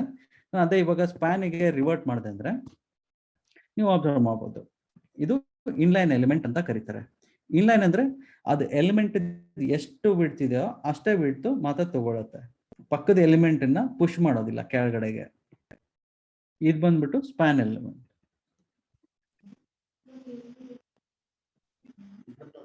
ಯಾರಿಗಾದ್ರು ಡೌಟ್ ಇದೆಯಾ? ವಿನೋದ್ ಇವರೇ, ಇದು ಇಮೇಜ್ ಟ್ಯಾಗ್ ಬಂದ್ಬಿಟ್ಟು ಬ್ಲಾಕ್ ಎಲಿಮೆಂಟಾ inline element? Inline block element. ಅದ್ರಲ್ಲಿ 3 ಟೈಪ್ ಇದೆ. ಕೆಲವೊಂದಕ್ಕೆ ಸ್ಪೆಸಿಫಿಕ್ ಆಗಿ ವಿಡ್ತ್ ಇರೋದಿಲ್ಲ. ನಾವು ಕೆಲವೊಂದಕ್ಕೆ ವಿಡ್ತ್ ಕೊಟ್ಟರು ಫುಲ್ ಬ್ಲಾಕ್ ಆಕ್ಯುಪೈ ಮಾಡೋದಿಲ್ಲ. ಆಕ್ಚುಲಿ ಬ್ಲಾಕ್ ಎಲಿಮೆಂಟ್ಸ್ ಅಲ್ಲಿ ತುಂಬಾ ಒಂದು ಇವಾಗ ರೀಸೆಂಟ್ ಆಗಿ ನೀವು ಇಲ್ಲಿ ಡಿಸ್ಪ್ಲೇ ಅಲ್ಲಿ ತೋರಿಸಿದ್ರೆ, ಇಲ್ಲಿ ಡಿಸ್ಪ್ಲೇ ಅಲ್ಲಿ ಇದೆಲ್ಲ ಬರ್ತಿದೆ ಅಲ್ಲ, ಬೇರೆ ಬೇರೆ ನಿಮ್ಗೆ ಅಡ್ವಾನ್ಸ್ ಕಾನ್ಸೆಪ್ಟ್ಸ್ ಅಲ್ಲಿ ಹೋದಾಗ ಗೊತ್ತಾಗುತ್ತೆ. ಬ್ಲಾಕ್ ಎಲಿಮೆಂಟ್ ಇದೆ, ಕಂಟೆಂಟ್ ಇದೆ, ಫ್ಲೆಕ್ಸ್ ಬೇರೆ ಬೇರೆ ಎಲ್ಲ ಇದೆ, ಇನ್ಲೈನ್ ಬ್ಲಾಕ್ ಇದೆ, ನಿಮ್ಗೆ ಇನ್ಲೈನ್ ಫ್ಲೆಕ್ಸ್, ಇದೆಲ್ಲ ನಿಮ್ಗೆ ಫ್ಯೂಚರ್ ಯಾವಾಗ ನೀವು CSS ಕಲಿಯೋದಕ್ಕೆ ಸ್ಟಾರ್ಟ್ ಮಾಡ್ತಿರಲ್ಲ ಆ ಟೈಮಲ್ಲಿ ಅರ್ಥ ಆಗುತ್ತೆ. ಬೇಸಿಕಲಿ ಲೇಔಟಿಂಗ್ ಮೆಕ್ಯಾನಿಸಮ್ ಗೆ ಈ ಪರ್ಟಿಕ್ಯುಲರ್ ಆಸ್ಪೆಕ್ಟ್ಸ್ ಯೂಸ್ ಮಾಡ್ತಿರೋದು. ಬೈ ಡಿಫಾಲ್ಟ್ ಇಮೇಜ್ ಎಲಿಮೆಂಟ್ ಬಂದ್ಬಿಟ್ಟು ನಿಮ್ಮ ಇನ್ಲೈನ್ ಎಲಿಮೆಂಟ್ ಆಗಿರುತ್ತೆ, image element. So basically it will take only the part of your image. So image ಹೇಗೆ ಸ್ಕೇಲ್ ಆಗುತ್ತೆ, ಅದ್ರ ಸೈಜ್ ತಗೊಳುತ್ತೆ ಅದು. ಸೊ ಅದಕ್ಕೆ ನಾವು ಹೈಟ್ ಅಂಡ್ ವಿಡ್ತ್ ಅಲ್ಲಿ ಮೆನ್ಷನ್ ಮಾಡೋದು ಅಂತ. ಇಮೇಜ್ ಹೈಟ್ ಅಂಡ್ ವಿಡ್ತ್ ಎಷ್ಟಿದೆಯೋ ಅಷ್ಟೇ ತಗೊಳುತ್ತೆ. ಓಕೆ, ಸ್ವಲ್ಪ ಬ್ರೇಕ್ ಮಾಡೋಣ. ಎನಿ ಡೌಟ್ಸ್ ಟಿಲ್ ನಾವು ಇಲ್ಲಿವರೆಗೆ ಮಾಡಿದ್ರಲ್ಲಿ ಏನಾದ್ರು ಡೌಟ್ಸ್ ಇದೆನಾ? ಸೊ ಯಾಕಂತ ಹೇಳಿದ್ರೆ we have been speaking for like around 45 minutes ಇವಾಗ. ಸೊ ಅದಕ್ಕೆ ವಿನೋದ್ ಜಸ್ಟ್ ಒಂದು 2 ಮಿನಿಟ್ಸ್ ಬ್ರೇಕ್ ತಗೊಳ್ಳಿ. Please drop. I will take up the questions, no problem, and you can speak for 2 more minutes. Any questions? Mani ಅವರೇ, ನನ್ನ question ಇದೆ. ಇದು VS edit use ಮಾಡ್ತಾರೆ ಅದರಲ್ಲಿ ಇವರು. ಹೌದು. ಯೂಶುವಲ್ ನಾವು ಆಕ್ಚುಲಿ ನೋಟ್ ಪ್ಯಾಡ್ ಮಾಡಿ ರನ್ ಮಾಡಿರೋ ಒಂದು ಎಕ್ಸ್ಪೀರಿಯನ್ಸ್ ಇದೆ ಅಷ್ಟೇ ನಮಗೆ. ಸೊ ಇದು ಈ ಫೈಲ್ ಯಾವ ರೀತಿ ರನ್ ಮಾಡಿದ್ರು ಅದನ್ನ ಗೊತ್ತಾಗಿಲ್ಲ. ಇಮಿಡಿಯೇಟ್ ಫಾಸ್ಟ್ ಆಗ್ತದೆ. ಇದನ್ನು visual Studio code, first of all visual Studio code ಯಾಕೆ ನಾವು ಯೂಸ್ ಮಾಡ್ತೇವೆ ಅಂತ ಹೇಳಿದ್ರೆ, ನಿಮ್ಮ ನೋಟ್ ಪ್ಯಾಡ್ ಪ್ಲಸ್ ಅಲ್ಲಿ ಇಲ್ಲದಂತಹ ಹಲವಾರು ಅಡ್ವಾನ್ಸ್ ಕಾನ್ಸೆಪ್ಟ್ಸ್ ಗಳು, ಅಡ್ವಾನ್ಸ್ ಅಂತ ಹೇಳುದು ಯೂಸ್ ಕೇಸ್ ಗಳು ವಿಜುವಲ್ ಸ್ಟುಡಿಯೋ ಕೋಡ್ ಅಲ್ಲಿ ಇದೆ ಆಸ್ ಅನ್ ಎಡಿಟರ್. ಸೊ ಇದರಲ್ಲಿ there is something called as extensions, there is something called as bracket pair colorizer. ಅದು ಜಾವಾ ಸ್ಕ್ರಿಪ್ಟ್ ಪಾರ್ಟ್ ಗೆ ಬರುವಾಗ ನಾವು ನಿಮ್ಗೆ ಎಕ್ಸ್ಪ್ಲೇನ್ ಮಾಡ್ತೇವೆ ಇದರ ರಿಯಲ್ ಇಂಪಾರ್ಟೆನ್ಸ್ ಏನು ಅಂತ. ಸೊ ಒಂದು HTML ಫೈಲ್ ಅನ್ನು ನಿಮ್ಗೆ ಎರಡು ರೀತಿಯಲ್ಲಿ, you have different ways, but predominantly ಎರಡು ರೀತಿಯಲ್ಲಿ ನಿಮ್ಗೆ ಓಪನ್ ಮಾಡಬಹುದು ಬ್ರೌಸರ್ ಅಲ್ಲಿ. ಓಕೆ, ಒಂದು ನೀವು ಈ ಫೈಲ್ ಅನ್ನು, ಈ ಪರ್ಟಿಕ್ಯುಲರ್ ಫೈಲ್ ಅನ್ನು ನಿಮ್ಮ ಫೋಲ್ಡರ್ ಸ್ಟ್ರಕ್ಚರ್ ಒಳಗೆ ಎಲ್ಲಿಯಾದ್ರೂ ಯೂಸ್ ಮಾಡಿರ್ತೀರಿ, ರೈಟ್? ಸಿ ಡ್ರೈವ್ ಅಲ್ಲಿ, ಡಿ ಡ್ರೈವ್ ಅಲ್ಲಿ, ಇ ಡ್ರೈವ್ ಅಲ್ಲಿ, ಅಥವಾ ಡೆಸ್ಕ್ಟಾಪ್ ಅಲ್ಲಿ, ಅಥವಾ ಎನಿವೇರ್. ಓಕೆ, ಆ ಫೋಲ್ಡರ್ ಅನ್ನು ಕ್ಲಿಕ್ ಮಾಡಿ ನಿಮ್ಮ index.html ಫೈಲ್ ಅಂತ ಒಂದು ಫೈಲ್ ಇರುತ್ತೆ. ಓಕೆ, ಸೊ index.html ಫೈಲ್ ಅನ್ನು ಕ್ಲಿಕ್ ಮಾಡಿದಾಗ ಆಟೋಮ್ಯಾಟಿಕಲಿ ಅದು ನಿಮ್ಮ ಬ್ರೌಸರ್ ಅಲ್ಲಿ ಓಪನ್ ಆಗುತ್ತೆ. ಆಟೋಮ್ಯಾಟಿಕಲಿ ಬ್ರೌಸರ್ ಅಲ್ಲೇ ಓಪನ್ ಆಗ್ಬೇಕು. ಒಮ್ಮೆ ಅವರು ಡೆಮೋ ಮಾಡ್ತಾರೆ ಅದನ್ನು. ಒಮ್ಮೆ ನಿಮ್ಮ ಫೋಲ್ಡರ್ ಸ್ಟ್ರಕ್ಚರ್ ಗೆ ಹೋಗ್ತೀರಾ ವಿನೋದ್? ಜಸ್ಟ್ ಒಂದು will go to folder structure. Okay, complete remove ಮಾಡಿ. So this is folder structure. Okay, one second Vinod, one second. So this is folder structure. ಈ ಫೋಲ್ಡರ್ ಸ್ಟ್ರಕ್ಚರ್ ಎಲ್ಲಿ ನೀವು ಹಾಕ್ತಿರೋ ಅಲ್ಲಿ ಹಾಕ್ಬೋದು. And there is no limitations that ನೀವು ಎಲ್ಲಿ ಹಾಕ್ಬೇಕು ಅಂತ ಇಲ್ಲ. ನಿಮ್ಮ ಅಪ್ಲಿಕೇಶನ್ ಅಲ್ಲಿ ಎಲ್ಲಿ ನೀವು ಪ್ರೊಜೆಕ್ಟ್ ಮಾಡ್ತಿರೋ ಅಲ್ಲಿ ಈ ಫೋಲ್ಡರ್ ಅನ್ನು ಕ್ರಿಯೇಟ್ ಮಾಡುವಂತದ್ದು. ಓಕೆ, ಕ್ರಿಯೇಟ್ ಮಾಡಿದಂತ ಫೋಲ್ಡರ್ ಅನ್ನು ಕ್ಲಿಕ್ ಮಾಡುವಂತದ್ದು. ಓಕೆ, ಕ್ಲಿಕ್ ಮಾಡಿದಾಗ ಅದರ ಒಳಗೆ ನಿಮ್ಗೆ index.html ಅಂತ ಫೈಲ್ ಇರುತ್ತೆ. index.html ಅಂತ ಫೈಲ್ ಯಾಕೆ ಅಂತ ಹೇಳಿದ್ರೆ, ಬೈ ಡಿಫಾಲ್ಟ್ ಆಗಿ ಬ್ರೌಸರ್ ಅಲ್ಲಿ ವೆಬ್ ಪೇಜ್ ಓಪನ್ ಆಗ್ಬೇಕು ಅಂತ ಇದ್ರೆ we have to give index ಹೆಸರು. ಮ್ಯಾಂಡೇಟರಿ ಅದು. It is mandatory. ಅಂದ್ರೆ ಫಸ್ಟ್ ಇಂಡೆಕ್ಸ್ ಪೇಜ್ ಮಾತ್ರ ನೀವು ಕಸ್ಟಮ್ ನೇಮ್ಸ್ ಕೊಡಬಹುದು, ಏನು ಇಶ್ಯೂಸ್ ಇಲ್ಲ. ಕಸ್ಟಮ್ ನೇಮ್ಸ್ ಬೈ ಡಿಫಾಲ್ಟ್ ಆಗಿ ಸರ್ವರ್ ಅಲ್ಲಿ ಫೋಲ್ಡರ್ ಇಂಡೆಕ್ಸ್ ನೇಮ್ ಇಂದಾನೆ ತಗೊಳುತ್ತೆ ಸರ್ವರ್. ಸೊ ಬೇಸಿಕಲಿ ನೀವು ಯಾವುದೇ ಹೋಮ್ ಪೇಜ್ ಅಥವಾ ಯಾವುದೇ ಒಂದು ಪೇಜ್ ಗೆ ರಿಕ್ವೆಸ್ಟ್ ಮಾಡುವಾಗ it expects index.html to be loaded first. Okay, so ಈಗ index.html ಫೈಲ್ ಅನ್ನು ಅವರು ಡಬಲ್ ಕ್ಲಿಕ್ ಮಾಡ್ತಾರೆ. ಜಸ್ಟ್ ಒಂದು ಫೈಲ್ ಅಸೋಸಿಯೇಷನ್ ಬಂದ್ಬಿಟ್ಟು ಕೋಡ್ ಎಡಿಟರ್ ಇದೆ. ಓಪನ್ ವಿತ್ ಗೂಗಲ್ ಕ್ರೋಮ್ ಅಂತ ಬರುತ್ತೆ. ನೀವು ವಿಂಡೋಸ್ ಮೆಷಿನ್ ಅಲ್ಲಿ ಅದನ್ನ ಡಬಲ್ ಕ್ಲಿಕ್ ಮಾಡಿದ್ರೆ ಸಾಕು. ಅದನ್ನ ಡಬಲ್ ಕ್ಲಿಕ್ ಮಾಡುವಾಗ ಏನಾಗುತ್ತೆ ಅಂತ ಹೇಳಿದ್ರೆ ಆಟೋಮ್ಯಾಟಿಕಲಿ ಇಂಡೆಕ್ಸ್ ಫೈಲ್ ಇಲ್ಲಿ ಓಪನ್ ಆಗುತ್ತೆ. ಓಕೆ, ಇಲ್ಲಿ ಓಪನ್ ಆಗುತ್ತೆ. ಇನ್ನೊಂದು ಯೂಸ್ ಕೇಸ್ ಹೇಳ್ತೀನಿ. ಇನ್ನೊಂದು ಯೂಸ್ ಕೇಸ್ VS ಕೋಡ್ ಅಲ್ಲಿ there is an extension called as live server. Okay, ಇದು ಕ್ಲಿಯರ್ ಆಯ್ತಲ್ಲ ಅನಂತ್, ಹೇಗೆ ಓಪನ್ ಮಾಡೋದು ಅಂತ? This is first way. The modern, the old approach. ಎಲ್ಲರೂ ಫೈಲ್ ಸಿಸ್ಟಮ್ ಗೆ ಹೋಗಿ ಫೈಲ್ ಸಿಸ್ಟಮ್ ಇಂದ ಇದನ್ನು ಆಕ್ಸೆಸ್ ಮಾಡ್ತಾರೆ. This is one way. ಇನ್ನೊಂದು way, in your visual Studio code ಅಲ್ಲಿ there is one more option called as live server ಅಂತ. Okay, live server ಅಂತ ಆಪ್ಷನ್ ಇದೆ. ಅದು ನಾವು ಮುಂದೆ ಹೋದಾಗೆ ನಿಮ್ಗೆ ತಿಳಿಸಬಹುದು. ಈ ಮೆಥಡ್ ಇಂದ ಫಸ್ಟ್ ಓಪನ್ ಮಾಡಿ ಕಲಿಯಿರಿ. Okay, you have to open the folder and open the file. File ಅನ್ನು ಡಬಲ್ ಕ್ಲಿಕ್ ಮಾಡಿದ್ರೆ ಆಟೋಮ್ಯಾಟಿಕಲಿ ಅದು ಓಪನ್ ಆಗುತ್ತೆ. Hope this is clear.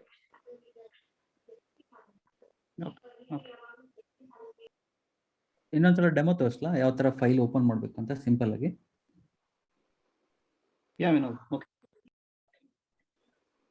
Okay, so ನಾನಿಲ್ಲಿ ಫೋಲ್ಡರ್ ಸ್ಟ್ರಕ್ಚರ್ ಎಕ್ಸ್ಪ್ಲೇನ್ ಮಾಡ್ಬಿಡ್ತೀನಿ.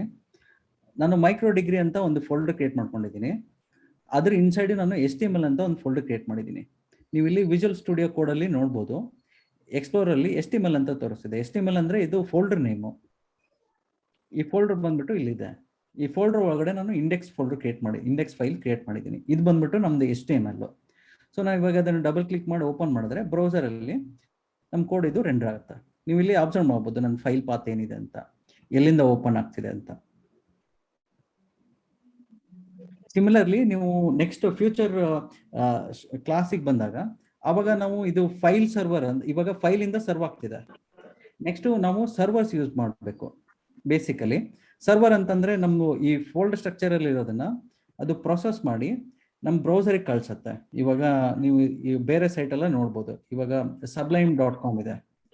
ಇದ್ರದ್ದು ಇಂಡೆಕ್ಸ್ ಫೈಲ್ ಇಲ್ಲಿ ನಿಮ್ಗೆ HTML ಏನು ಕಾಣ್ತಿಲ್ಲ, ಯಾಕಂದ್ರೆ ಅದು ಸರ್ವರ್ ಹೈಡ್ ಮಾಡ್ತಿರುತ್ತೆ. ಈ URL ಗೆ HTML ಫೈಲ್ ನಿಮ್ಗೆ ಇಲ್ಲಿದೆ, ಇದು ಆಲ್ರೆಡಿ ಬಂದಿದೆ.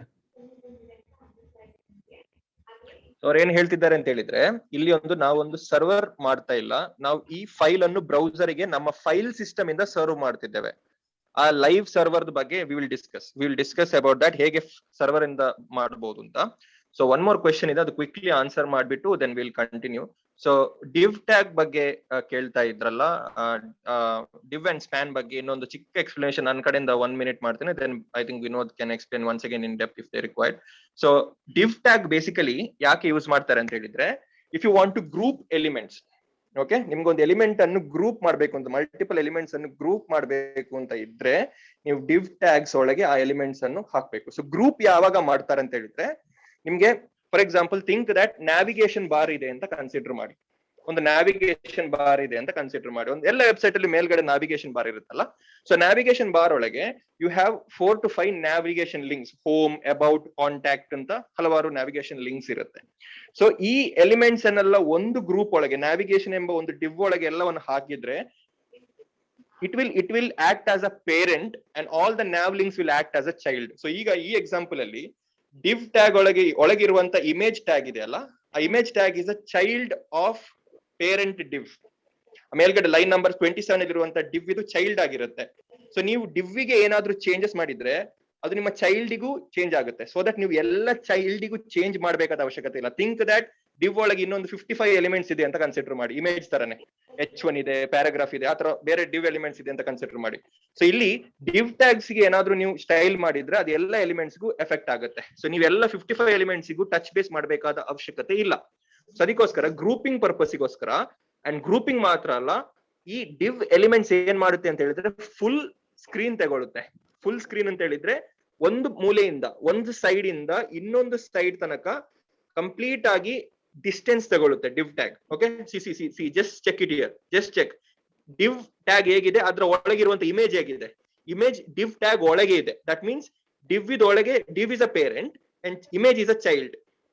Okay, image is a child. So entire thing is covered inside the parent. This is use case of div tag. So ನೀವೀಗ div ಗೆ ಎಲ್ಲಾದ್ರೂ ಕಲರ್ ಚೇಂಜ್ ಮಾಡಿದ್ರೆ ಬ್ಯಾಕ್ ಗ್ರೌಂಡ್, ಅದು ಎಲ್ಲದಕ್ಕೂ ಅಪ್ಲೈ ಆಗುತ್ತೆ, which is very good. Okay, for that purpose we use div. And has Divya asked what is span tag. Span tag and div tag ಗೆ ಇರುವಂತ main difference ಏನಂತ ಹೇಳಿದ್ರೆ, ಸ್ಪ್ಯಾನ್ ಟ್ಯಾಗ್ ನೋಡಿ see he has given background. So he has just given background for the div ಗೆ background ಕೊಟ್ಟರು ಅವರು. ಆ div ಗೆ ಬ್ಯಾಕ್ ಗ್ರೌಂಡ್ ಕೊಡಾಗ whatever elements is there inside ಅದಕ್ಕೂ ಆ ಸ್ಟೈಲ್ ಅಪ್ಲೈ ಆಗುತ್ತೆ. Okay, for this purpose it is used. Now if you go to a span tag ಏನ್ ಮಾಡುತ್ತೆ ಅಂತ ಹೇಳಿದ್ರು, ಜಸ್ಟ್ ಒಂದು ಬೇರೆ ಸ್ಟೈಲ್ ಕೊಡ್ತೀರಾ ಅದಕ್ಕೆ, ಸ್ಪ್ಯಾನ್ ಗೆ ಮಾತ್ರ. ಯಾ ಗುಡ್ ಯಾ, ಸ್ಪ್ಯಾನ್ ಟ್ಯಾಗ್ ಇದು ಡಿಫರೆನ್ಸ್ ನೋಡಿ. ಇವಾಗ it will take only the width of that particular element, not the entire screen. So these elements are called as block elements alla, it's called as inline elements. Sorry, inline elements. Inline elements, yes. Inline elements. So any elements which takes only the width of it. So it's not taking the entire width, Divya. It's only taking a element ಎಷ್ಟಿದೆ ಅಷ್ಟೇ distance ತಗೊಳ್ತಿದೆ. Basically ಇದು ಯಾಕೆ use ಮಾಡ್ತಾರೆ ಅಂತ ಹೇಳಿದ್ರೆ, can we write a hello world and only style world by using a span tag? Vinod, ಒಂದು example ಕೊಡಬಹುದಾ? ಅಲ್ಲಿಗೆ ಅದು ಕಂಪ್ಲೀಟ್ ಆಗಿ ಕ್ಲಾರಿಫೈ ಆಗಿಬಿಡುತ್ತೆ. Sure. So he will write an example here. I'll tell you. So a span ಒಳಗೆ this is ಹೊರಗೆ ಹಾಕಿ, a div element ಅನ್ನು span ಒಳಗೆ ಹಾಕಿ. You want div element inside this? No. Write something outside span and write something inside span, and we'll color that only span. Okay. I will have a better example. Just a second. Okay.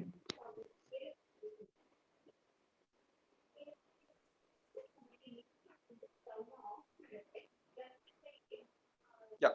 So ಇಲ್ಲಿ ನೋಡಿ, Divya and others carefully check it here. Now he'll style the span tag only. Okay, increase the font or do some color changes or something so that on the clickable ತರ ಆದ್ರೆ ಸಾಕದು. Just to see the difference here. If it was a div, if he would have changed the color or ಏನಾದ್ರೂ ಮಾಡ್ತಿದ್ರೆ ಅದು ಎಲ್ಲ elements ಗೂ effect ಆಗ್ತಿತ್ತು. Okay, since he is using a span, so span ಒಳಗೆ ಯಾವುದು ಇದೆ, span ಒಳಗೆ ಕ್ವಿಕ್ ಆಗಿ ಕೋಡಿಗೆ ಹೋಗ್ತೀರಾ ಜಸ್ಟ್ ಒಂದು? ಯಾ, ಸೊ ಸ್ಪ್ಯಾನ್ ಒಳಗೆ ನೋಡಿ ಹೆಲೋ ಮಾತ್ರ ಇದೆ ಸ್ಪ್ಯಾನ್ ಒಳಗೆ. ಸೊ ದಟ್ ಮೀನ್ಸ್ ಆ element, since you know span is only taking the inline element, ಆ ಎಲಿಮೆಂಟ್ ಮಾತ್ರ ತಗೊಳುತ್ತೆ. ಸೊ ಆ ಎಲಿಮೆಂಟ್ ಮಾತ್ರ ತಗೊಳ್ಳುವ ಕಾರಣ ಅದನ್ನು ಮಾತ್ರ ಸ್ಟೈಲ್ ಮಾಡಬಹುದು. You can do that in between anything also. ಈಗ ಫಾರ್ ಎಕ್ಸಾಂಪಲ್ ಆ ಸೆಕೆಂಡ್ ಲೈನ್ ಅಲ್ಲಿ ನಿಮ್ಗೆ ಯಾವ್ದನ್ನಾದ್ರೂ ಫೋಕಸ್ ಮಾಡಬೇಕು ಅಂತಿದ್ರೆ, ಆ ವರ್ಡ್ ಅನ್ನು ಫೋಕಸ್ ಮಾಡಬೇಕು ಅಂತಿದ್ರೆ ಆ ವರ್ಡ್ ಗೆ ಮಾತ್ರ ಸ್ಪ್ಯಾನ್ ಹಾಕ್ಬಹುದು, and you can style them. And style ಮಾಡಿದಾಗ ಏನಾಗುತ್ತೆ, ಆ ವರ್ಡ್ ಮಾತ್ರ ಸ್ಟೈಲ್ ಆಗುತ್ತೆ. Why? Because it's an inline element, ಆ ಎಲಿಮೆಂಟ್ ಇದಷ್ಟು ಮಾತ್ರ ಸ್ಪೇಸ್ ತಗೊಳ್ಳುತ್ತೆ ಅದು. ಬಟ್ div ಮಾಡ್ತಿದ್ರೆ it will take the entire space ಅಂತ. So that's the main difference between span and div. I hope this is clear, Divya and Sandeep sir. Yep. Clear?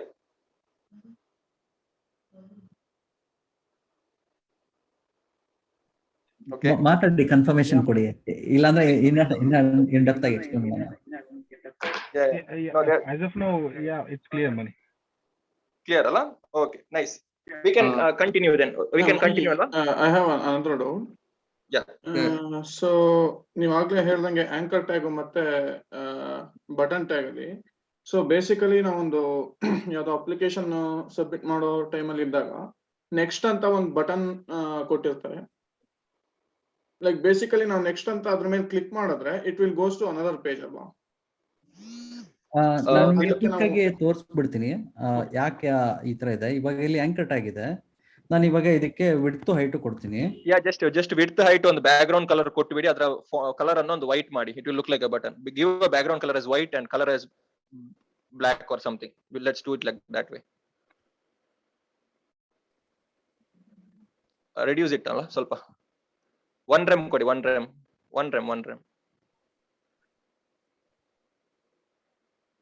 Sorry, 1 second. Yeah, it's fine. Cursor focus is on. No problem. Yeah, should be good. And background you change it to something, and color you change it to something, and that's it. Yeah. So Anant, what is he trying to do anta helidre, at the end of the day it is an anchor tag, right Anant? Yes. But now because of styling it looks like a button.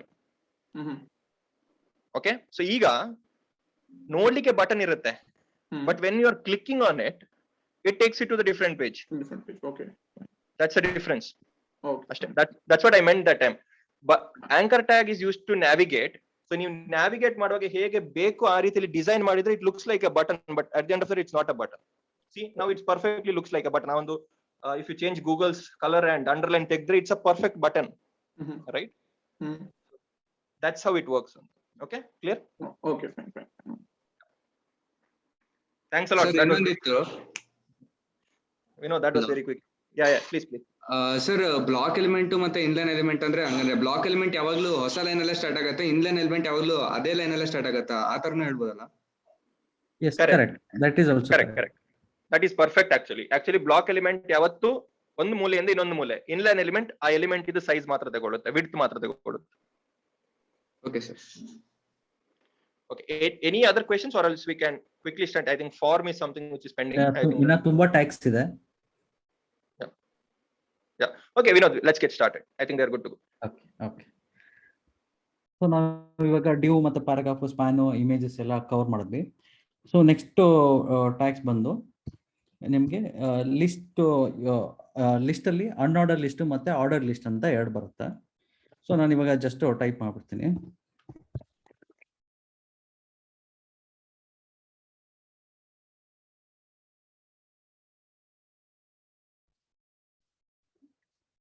So ಇದು ನಾನು ಅನ್ಆರ್ಡರ್ list ಹಾಕಿದ್ದೀನಿ. ಅನ್ಆರ್ಡರ್ list notation ಬಂದ್ಬಿಟ್ಟು UL ಅಂತ, ಅನ್ಆರ್ಡರ್ list. ಇಲ್ಲಿ tag open ಮಾಡ್ತಾ ಇದ್ದೀನಿ, ಇಲ್ಲಿ tag close ಮಾಡ್ತಾ ಇದ್ದೀನಿ. ಒಳಗಡೆ ಐಟಮ್ಸ್ ಇರೋದನ್ನ ಚೈಲ್ಡ್ ಐಟಮ್ಸ್ ಅಂತ ಕರಿತೀವಿ. ಇದಕ್ಕೆ ಲಿಸ್ಟ್ ಐಟಮ್ಗೆ LI ಅಂತ ಕರಿತೀವಿ. ಲಿಸ್ಟ್ ಐಟಮ್ LI ಓಪನ್ ಮತ್ತೆ ಕ್ಲೋಸು. ನಾವಿಲ್ಲಿ ಸುಮ್ಮನೆ ಡಮ್ಮಿ ಟೆಕ್ಸ್ಟ್ ಆಗಿ 1 2 3 4 5 ಅಂತ ಹಾಕಿದ್ದೀನಿ. ನಾನು ಇವಾಗ ಅದು ಬ್ರೌಸರ್ಲಿ ಓಪನ್ ಮಾಡಿ ತೋರಿಸ್ತೀನಿ. ಸೊ ನೀವು ಇಲ್ಲಿ ಒಂದು ನಿಮಿಷ, add some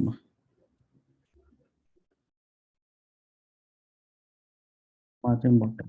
Okay. Just to focus on this element, I will put it on top. Okay, it may not be visible properly.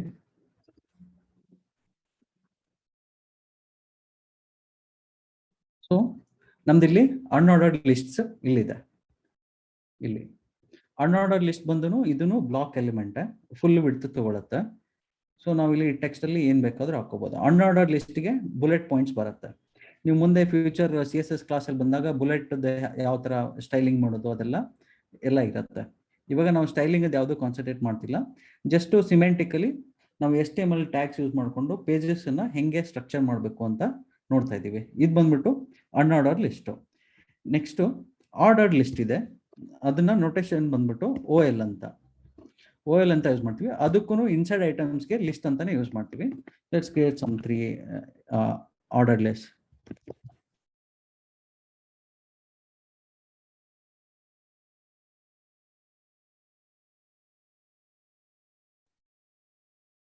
First example ಇದು. Okay, 1 second, I didn't save it, I guess. So ಇಲ್ಲಿ ನೀವು order list ನೋಡ್ಬೋದು. Order ಲಿಸ್ಟ್ಗೆ number bullets automatic ಆಗಿ ಬರುತ್ತೆ ಸೀಕ್ವೆನ್ಸಲಿ. ನಾನು order ಲಿಸ್ಟ್ಗೆ ಏನು number ಹಾಕಿಲ್ಲ, I have put ಏನು ಜಸ್ಟ್ ಟೆಕ್ಸ್ಟ್ ಮಾತ್ರ ಹಾಕಿದ್ದೀನಿ. ಸೊ ಇಲ್ಲಿ ನಂಬರ್ಸ್ ಬರುತ್ತೆ. ಅನ್ಆರ್ಡರ್ ಲಿಸ್ಟ್ಗೆ ಬುಲೆಟ್ಸ್ ಆಟೋಮೆಟಿಕ್ ಆಗಿ ಬರುತ್ತೆ. ಸೊ ನೆಕ್ಸ್ಟ್ ಬಂದ್ಬಿಟ್ಟು ನಿಮಗೆ ಸಿಮೆಂಟಿಕ್ಸ್ ಎಲಿಮೆಂಟ್ಸ್ ಇದೆ, ಆಮೇಲೆ ನ್ಯಾವಿಗೇಷನ್ ಎಲಿಮೆಂಟ್ಸ್ ಇದೆ. ಸಿಮೆಂಟಿಕ್ಸ್ ಎಲಿಮೆಂಟ್ಸ್ ಕ್ವಿಕ್ ಆಗಿ ಕ್ಲಿಯರ್ ಮಾಡ್ಬಿಡ್ತೀನಿ. ಇವಾಗ ಡಿವ್ ತರಾನೇ ನಾವು ಲೇಔಟ್ ಸ್ಟ್ರಕ್ಚರ್ ಮಾಡ್ಕೊಳ್ಳೋದಕ್ಕೆ HTML5 ಅಲ್ಲಿ ಹೊಸ ಟ್ಯಾಗ್ ಇಂಟ್ರೊಡ್ಯೂಸ್ ಮಾಡಿದ್ದಾರೆ. ಅದರಲ್ಲಿ ಸೆಕ್ಷನ್ ಅಂತ ಬರುತ್ತೆ. ಅಂದ್ರೆ ಇವಾಗ ಯಾರೋ ಒಂದು ಆರ್ಟಿಕಲ್ ಬರೀತಿರ್ತಾರೆ ಬ್ಲಾಗ್ ಅಲ್ಲಿ. ಇವಾಗ search engine, Google search engine ನಾವು ಆಲ್ರೆಡಿ ಪ್ರಿವಿಯಸ್ಲಿ ಡಿಸ್ಕಸ್ ಮಾಡಿದಿರ್ತಾರ. ಈ ಸೈಟಿಗೆ ಬಂದಾಗ ಈ ಕಂಟೆಂಟ್ ನೋಡುತ್ತೆ. ಸೆಕ್ಷನ್ ಅಂತಂದ್ರೆ ಈ ಸೆಕ್ಷನ್ ಅಲ್ಲಿ ಒಂದು ಮೀನಿಂಗ್ಫುಲ್ ಬ್ಲಾಗ್ ಕಂಟೆಂಟ್ ಇದೆ ಅಂತ. ಇದು ಡಿವ್ ತರಾನೇ, ಡಿವ್ಗೂ ಇದಕ್ಕೂ ಏನು ಡಿಫರೆನ್ಸ್ ಇಲ್ಲ ಸ್ಟೈಲಿಂಗು ಮತ್ತೆ ಬ್ಲಾಕ್ ಲೆವೆಲ್ ಅಲ್ಲಿ. ಸೆಕ್ಷನ್ ಬಂದ್ಬಿಟ್ಟು ಅಂದ್ರೆ ಬ್ರೌಸರ್ಗೆ ಹೆಲ್ಪ್ ಮಾಡುತ್ತೆ. ಇದು ಸೆಕ್ಷನ್ ಎಲಿಮೆಂಟ್ ಇದೆ, ಇದರಲ್ಲಿ ಆರ್ಟಿಕಲ್ ಇರ್ಬೋದು, ಹೆಡರ್ ಇರ್ಬೋದು, ಫುಟರ್ ಇರ್ಬೋದು, ಆ ಥರದ್ದೆಲ್ಲ. ಸೆಕ್ಷನ್ ಅಲ್ಲಿ ಬಂದ್ಬಿಟ್ಟು ನಾವು ಸೆಕ್ಷನ್ ಅಲ್ಲಿ ಹೆಡರ್ ಎಲಿಮೆಂಟ್ ಹಾಕೋಬಹುದು. ಹೆಡರ್ ಬಂದ್ಬಿಟ್ಟು ನಾನೇನೋ ಒಂದು ಟೈಟಲ್ ಕೊಡ್ತೀನಿ. ನೆಕ್ಸ್ಟ್ ಬಂದ್ಬಿಟ್ಟು ಹೆಡರು, ಫುಟರ್ ಇದೆ, ಆಮೇಲೆ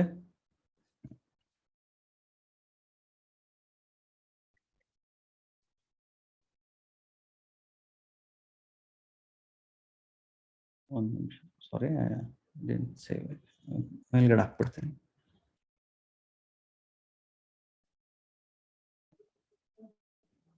ಸೊ ಇದು ಆಲ್ಮೋಸ್ಟ್ ಡಿವ್ ತರನೇ ವರ್ಕ್ ಆಗುತ್ತೆ. ನೀವು ಇಲ್ಲಿ ಸೆಕ್ಷನ್ ಟ್ಯಾಗ್ನ ಅಬ್ಸರ್ವ್ ಮಾಡ್ಬೋದು. ಟೈಟಲ್, ಫುಟರ್, ಇದು ಸ್ಟೈಲಿಂಗ್ ಎಲ್ಲ ನೀವು ಆಮೇಲೆ ಮಾಡ್ಕೋಬಹುದು. ಇದು ಈ ಹೊಸ ಟ್ಯಾಗ್ಸ್ ಎಲ್ಲ ಯಾಕೆ ಇಂಟ್ರೊಡ್ಯೂಸ್ ಮಾಡಿದ್ರಂದ್ರೆ, ಇವಾಗ ಗೂಗಲ್ ಸರ್ಚ್ ಇಂಜಿನ್ ಅದು ಮಷಿನ್, ಅದಕ್ಕೆ ಅರ್ಥ ಆಗೋದಿಲ್ಲ. ನೀವು ಡಿವ್ ಟ್ಯಾಗ್ ಅಲ್ಲಿ ಬರೆದ್ರೆ ಇದರಲ್ಲಿ ಏನಿದೆಯೋ ಟೆಕ್ಸ್ಟ್ ಏನಿದೆಯೋ ಅದಷ್ಟೇ ನೋಡ್ಕೊಳುತ್ತೆ. ಬಟ್ ಸರ್ಚ್ ಇಂಜಿನ್ಗೆ ಹೆಲ್ಪ್ ಆಗಲಿ ಅಂತ, ರೀಡಬಿಲಿಟಿ ಇಂಪ್ರೂವ್ ಆಗಲಿ, ಕೆಲವು ಸಲ ಸ್ಕ್ರೀನ್ ರೀಡರ್ಸ್ ಇರುತ್ತೆ, ಅದಕ್ಕೆಲ್ಲ ಹೆಲ್ಪ್ ಆಗಲಿ ಅಂತ ಮೀನಿಂಗ್ಫುಲ್ ಟ್ಯಾಗ್ಸ್ ಎಲ್ಲ ಕೊಟ್ಟಿದ್ದಾರೆ. ಸೆಕ್ಷನ್, ಹೆಡರು, ಫುಟರು ಇದೆಲ್ಲ ಇದೆ. ಸೊ ಬೇಸಿಕಲಿ ಅದು HTML 5th ವರ್ಷನ್, HTML5 ಇಂದ ಲಾಂಚ್ ಆಗಿರುವಂತದ್ದು. ಮೊದಲು ಇರ್ಲಿಲ್ಲ. HTML4 ಅಂಡ್ ಬಿಲೋದಲ್ಲಿ ಅದು ಇರ್ಲಿಲ್ಲ. ಸೊ HTML5 ಅಲ್ಲಿ ಇಂಟ್ರೊಡ್ಯೂಸ್ ಆಗಿರೋದು ಸಿಮ್ಯಾಂಟಿಕ್ ಟ್ಯಾಗ್ಸ್ ಅಂತ. So very very helpful. So will come back to that once you are building a small kind of a project ಮಾಡುವಾಗ ನಿಮ್ಗೆ ಅದರಲ್ಲಿ ಅವರು ಎಕ್ಸ್ಪ್ಲೇನ್ ಮಾಡ್ತಾರೆ ಇನ್ ಡೆಪ್ತ್ ಆಗಿ, right? We know that time will get a more clarity on when to use it and how to use it ಅಂತ. So just heads, ಇವತ್ತು just an heads up to make you clear that ಈ ತರ ಇದೆ ಅಂತ. But real use case ಯಾವಾಗ ಬರುತ್ತೆ ಅಂತ will do that once we are into the projects. Next ಬಂದ್ಬಿಟ್ಟು ನಾನು ನ್ಯಾವಿಗೇಷನ್ ಎಲಿಮೆಂಟ್ಸ್ ಎಕ್ಸ್ಪ್ಲೇನ್ ಮಾಡ್ತಿರೋದು. ಅದನ್ನು HTML5 ಫೀಚರ್ಸ್ HTML5 ಅಲ್ಲಿ ಇಂಟ್ರೊಡ್ಯೂಸ್ ಮಾಡಿರೋದು. ನೀವು ಫಸ್ಟ್ ಇವಾಗ HTML ಡಾಕ್ ಟೈಪ್ ಇಲ್ಲಿ ಡಿಕ್ಲೇರ್ ಮಾಡಿದ್ರಲ್ಲ, ಇದು ಸಿಂಟ್ಯಾಕ್ಸ್ ಬಂದ್ಬಿಟ್ಟು HTML5 ಇರೋದು. ನೀವು HTML4 ಹೋದ್ರೆ ತುಂಬಾ ಲೆಂದಿ ಇದೆ, ಒಂದ್ ದೊಡ್ಡ ಉದ್ದ ಲೈನ್ ಬರುತ್ತೆ, ಬೋರಿಂಗ್ ಲೈನ್, ಅನ್ರೀಡಬಲ್ ಫಾರ್ಮ್ಯಾಟ್ ಅಲ್ಲಿ ಇದೆ ಅದು. ಆಕ್ಚುಲಿ XN XX ಅಂತ ಒಂದು ಫಾರ್ಮ್ಯಾಟ್ ಅಲ್ಲಿ ಬರುತ್ತೆ ಅದು. So that's how it is used. So ಇದು ಡಿಫ್ರೆಂಟ್ ಆಗಿರುತ್ತೆ ಅಂತ. So this is HTML5 5th version. Navigation element ಬಂದ್ಬಿಟ್ಟು nav ಅಲ್ಲಿ ಇದನ್ನ ಕ್ರಿಯೇಟ್ ಮಾಡಿ ನಾವು ಇದರಲ್ಲಿ ಆರ್ಡರ್ ಲಿಸ್ಟ್, ಅನ್ಆರ್ಡರ್ ಲಿಸ್ಟ್ ಹಾಕಿ ಸ್ಟೈಲ್ ಮಾಡ್ಕೋಬಹುದು. ಇಲ್ಲಿ ನಾವು ನ್ಯಾವಿಗೇಷನ್ ಲಿಂಕ್ಸ್ ಎಲ್ಲ ಮಾಡ್ಕೋಬಹುದು. ಒಂದು ನೀವು ಆಂಕರ್ ಟ್ಯಾಗ್ ಹಾಕಿ ನ್ಯಾವಿಗೇಷನ್ಸ್ ಮಾಡ್ಕೋಬಹುದು.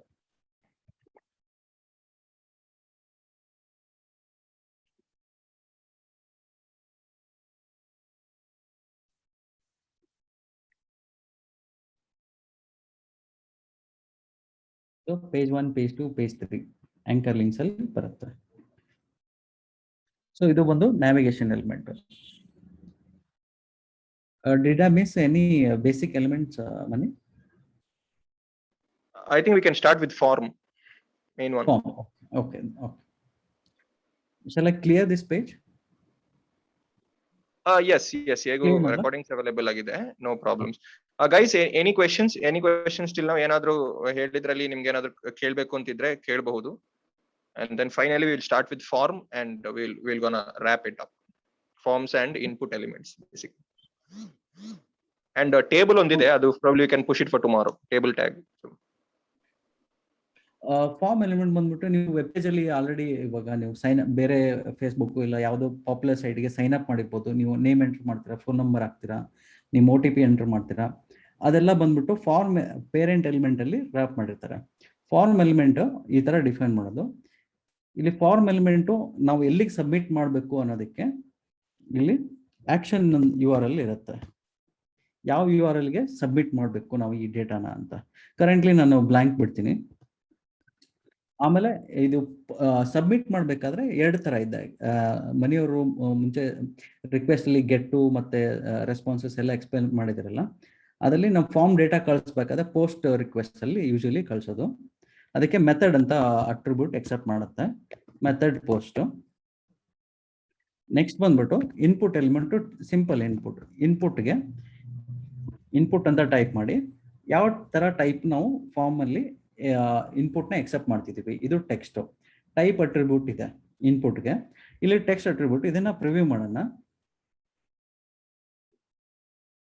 ಸೊ ಇಲ್ಲಿ ಬಂದು ನಿಮ್ಗೆ ಪ್ಲೇನ್ ಟೆಕ್ಸ್ಟ್ ಎಂಟರ್ ಮಾಡೋದಕ್ಕೆ ಒಂದು ಬಾಕ್ಸ್ ಬರುತ್ತೆ.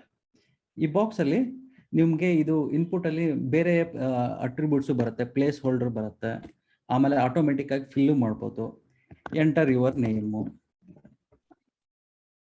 ಇವಾಗ ಇದು ಪ್ರಿವ್ಯೂ ಮಾಡಿ ನೋಡಿದ್ರೆ ಪ್ಲೇಸ್ ಹೋಲ್ಡರ್ ಅಂದ್ರೆ ಆಕ್ಚುಲಿ ಟೆಕ್ಸ್ಟ್ ಇರೋದಿಲ್ಲ, ಇದೊಂದು ಇಂಡಿಕೇಶನ್ ಆ ಇನ್ಪುಟ್ ಪ್ಲೇಸ್ ಅಲ್ಲಿ ಏನ್ ಎಂಟರ್ ಮಾಡಬೇಕು ಅಂತ. ಸೊ ನೆಕ್ಸ್ಟ್ ಬಂದು ವ್ಯಾಲ್ಯೂ ಇರುತ್ತೆ. ಇವಾಗ ನಮ್ಗೆ ಪ್ರಿಫಿಲ್ ಮಾಡ್ಬೇಕಿತ್ತು, ಆಲ್ರೆಡಿ ನಿಮ್ಮ ಹೆಸರು ನನಗೆ ಗೊತ್ತಿದೆ, ವ್ಯಾಲ್ಯೂ ಪ್ರಿಫಿಕ್ಸ್ ಮಾಡ್ಬೇಕಿತ್ತು ಅಂದ್ರೆ ನನ್ನ ಹೆಸರು ತಗೊಂತೀನಿ. ಸೊ ಇನ್ಪುಟ್ ಅಲ್ಲಿ ಆಲ್ರೆಡಿ ವಿನೋದ್ ಅಂತ ಪ್ರೀ ಪಾಪ್ಯುಲೇಟ್ ಆಗುತ್ತೆ. ನೀವು ಇಲ್ಲಿ ಇನ್ಸ್ಪೆಕ್ಟ್ ಅಲ್ಲೂ ನೋಡ್ಕೋಬಹುದು. ಇದು ಬಂದ್ಬಿಟ್ಟು input equal to type text. ಇದೇ ತರ ಸಿಮಿಲರ್ಲಿ ನಮ್ಗೆ ಬೇರೆ ಬೇರೆ ಮೆಥಡ್ಸ್ ಇದೆ. ಇಮೇಲ್ ಇದೆ, ಆಮೇಲೆ ಪಾಸ್ವರ್ಡ್ ಇದೆ,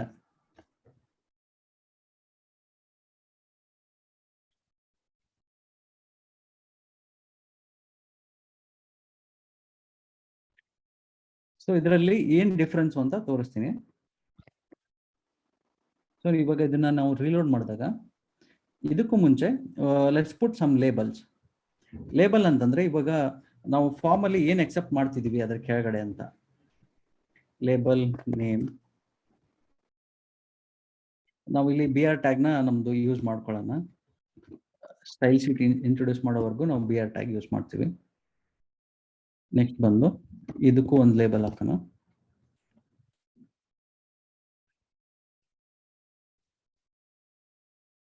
ಆಮೇಲೆ ಇದಕ್ಕೆ ಐಡಿಸ್ ಎಲ್ಲ ಇವಾಗಲೇ ಎಕ್ಸ್ಪ್ಲೇನ್ ಮಾಡೋಣ ಮನಿ, ನೆಕ್ಸ್ಟ್ ಇದರಲ್ಲಿ ಇಟ್ಕೊಳ್ಳೋಣ. ವಿಲ್ ಗೋ ವಿತ್ CSS ಮಾಡುವ. ಐ ಥಿಂಕ್ ಸ್ಟೈಲಿಂಗ್ ಆಮೇಲೆ ರಿಲೇಟೆಡ್ ಯಾವ ತರ ಸೆಂಡ್ ಆಗುತ್ತೆ ಅಂತ ಹೇಳೋದಕ್ಕೆ ಈಸಿ ಆಗುತ್ತೆ. ಹೌದೌದು, ಆಗ ಮಾಡುವ. ಈಗ ಬೇಕು ಅಂತಿದ್ರೆ ನೇಮ್ ಒಂದು ಮಾಡಿಬಿಡಿ ಸರ್.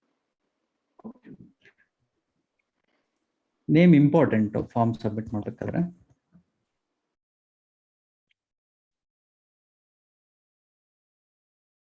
ಆಮೇಲೆ ಇದು ಅಟ್ರಿಬ್ಯೂಟ್ಸ್ ನಾವು ಎಂಟರ್ ಮಾಡ್ತೀವಲ್ಲ, ಇದ್ರದ್ದು ಆರ್ಡರ್ ಮ್ಯಾಟರ್ ಆಗೋದಿಲ್ಲ. ನೀವು ಫಸ್ಟ್ ಆದ್ರೂ ಎಂಟರ್ ಮಾಡ್ಬೋದು, ಎಲ್ಲಾದ್ರೂ ಎಂಟರ್ ಮಾಡ್ಬೋದು. ಇನ್ನೊಂದು ಇಂಪಾರ್ಟೆಂಟ್ ಆಸ್ಪೆಕ್ಟ್ ಇಲ್ಲಿ ನೋಟಿಸ್ ಮಾಡಿ, this is a self closing tag again. Okay, input is a self closing tag. ಯಾಕಂತ ಹೇಳಿದ್ರೆ ಅದ್ರ ಒಳಗೆ ಯಾವುದೇ ವ್ಯಾಲ್ಯೂ ಇಲ್ಲ. Everything is an attribute and its value.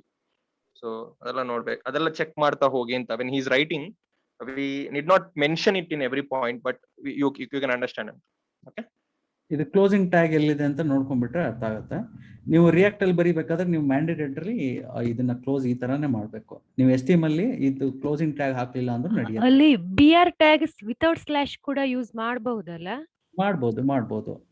ಅಂದ್ರೆ ನಿಮ್ಗೆ ರಿಯಾಕ್ಟ್ ಅಲ್ಲಿ ಬರಿಬೇಕಾದ್ರೆ ಅಭ್ಯಾಸ ಆಗ್ಲಿ ಅಂತ ನಾನು ಸ್ಲಾಶ್ ಇಲ್ಲೇ ಯೂಸ್ ಮಾಡ್ತೀನಿ. ನಾನು ನೋಡಿದಾಗ ವಿತೌಟ್ ಸ್ಲಾಶ್ ಇರ್ತಾ ಇತ್ತು, ಅದಕ್ಕೆ. ವಿತೌಟ್ ಸ್ಲಾಶ್ ನೀವು ಬರಿಬಹುದು, ಏನು ಪ್ರಾಬ್ಲಮ್ ಇಲ್ಲ. there is something called as HR tag ಅಂತನು. HR tag ಅಂತ ಒಂದು ಟ್ಯಾಗ್ ಇದೆ, ಅದು give you a horizontal line. ಅದು ಕೂಡ ಸೇಮ್, ವಿದೌಟ್ ದಟ್ ಕೂಡ ನಿಮ್ಗೆ ಮಾಡಬಹುದು. ಒಂದು HR ಟ್ಯಾಗ್ ಅಲ್ಲಿ ಕೆಳಗೆ ಬರೀತೀರಾ ಸರ್? HR. ಓಕೆ, ಸೊ ಮಾಡಬಹುದು. ಬಟ್ ರಿಯಾಕ್ಟ್ ಅಲ್ಲಿ ದೇರ್ ಇಸ್ ಅ ರೀಸನ್. ಎಲ್ಲದಕ್ಕೂ ಸೆಲ್ಫ್ ಕ್ಲೋಸಿಂಗ್ ಟ್ಯಾಗ್ಸ್ ಮಾಡೋದಕ್ಕೆ ಒಂದು ರೀಸನ್ ಇದೆ. Will come back to that when we are learning React. So best practice ಎಲ್ಲದಕ್ಕೂ ಹಾಕೋದು ತುಂಬಾ ಇಂಪಾರ್ಟೆಂಟ್ ಆಗುತ್ತೆ ಅಂತ ಮೇಡಮ್. ಸೊ HR ಟ್ಯಾಗ್ ಬಂದ್ಬಿಟ್ಟು it adds on horizontal line. ಇದು ಬಂದ್ಬಿಟ್ಟು block element. Self closing tag ಇದು ಬಂದ್ಬಿಟ್ಟು ನಮ್ ಸಿಂಪಲ್ ಫಾರ್ಮು. ಸೊ ನೇಮ್ ನಾನು ಆಲ್ರೆಡಿ ವ್ಯಾಲ್ಯೂ ಇಂದ ಪ್ರೀ ಪಾಪ್ಯುಲೇಟ್ ಮಾಡಿದ್ದೀನಿ. ಸೊ ನಾನು ಇಲ್ಲಿ ಇಮೇಲ್ ಟೈಪ್ ಇನ್ಪುಟ್ ಟೈಪ್ ಅಲ್ಲಿ ನಾನು ಮೆನ್ಷನ್ ಮಾಡಿದ್ದೀನಿ ಟೈಪ್ ಈಕ್ವಲ್ ಟು ಇಮೇಲ್ ಅಂತ. ಇಮೇಲ್ ನೀವು ಬೇರೆ ಯಾವ್ದಾದ್ರು ಎಂಟರ್ ಮಾಡಿದ್ರೆ ಬ್ರೌಸರ್ ಆಟೋಮೆಟಿಕ್ಲಿ ವ್ಯಾಲಿಡೇಷನ್ ಮಾಡುತ್ತೆ ಇದು ಇಮೇಲ್ ಹೌದಾ ಅಲ್ವಾ ಅಂತ. ಸಬ್ಮಿಟ್ ಬಟನ್ ಕೊಟ್ಟಾಗ ಗೊತ್ತಾಗುತ್ತೆ. ಸೊ ನಾವು ಇದನ್ನ ಸಬ್ಮಿಟ್ ಮಾಡೋದಕ್ಕೆ ಒಂದು ಬಟನ್ ಅನ್ನು ಕ್ರಿಯೇಟ್ ಮಾಡೋಣ.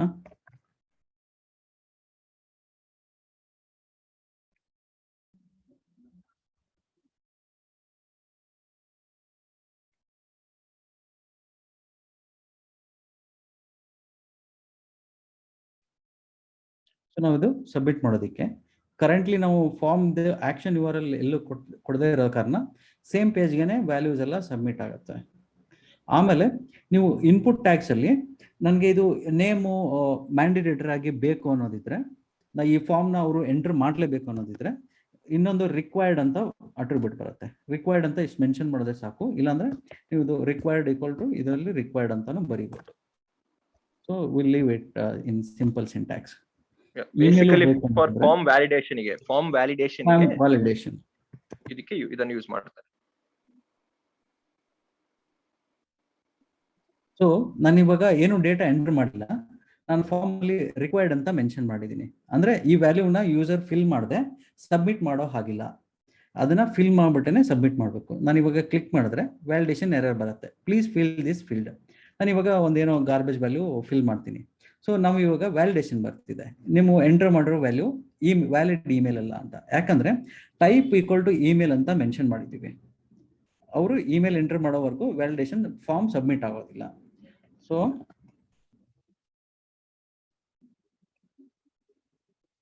ನಾನು ಇವಾಗ ವ್ಯಾಲಿಡ್ ಇಮೇಲ್ ಕೊಟ್ಮೇಲೆ ವ್ಯಾಲಿಡೇಷನ್ ಎರರ್ ಡಿಸಪಿಯರ್ ಆಗುತ್ತೆ. ನೀವು ಪಾಸ್ವರ್ಡ್ ಅಲ್ಲಿ ಅಬ್ಸರ್ವ್ ಮಾಡ್ಬೋದು. ನಾನು ಏನೇ ಎಂಟರ್ ಮಾಡಿದ್ರು ಡಾಟ್ಸ್ ಬರುತ್ತೆ.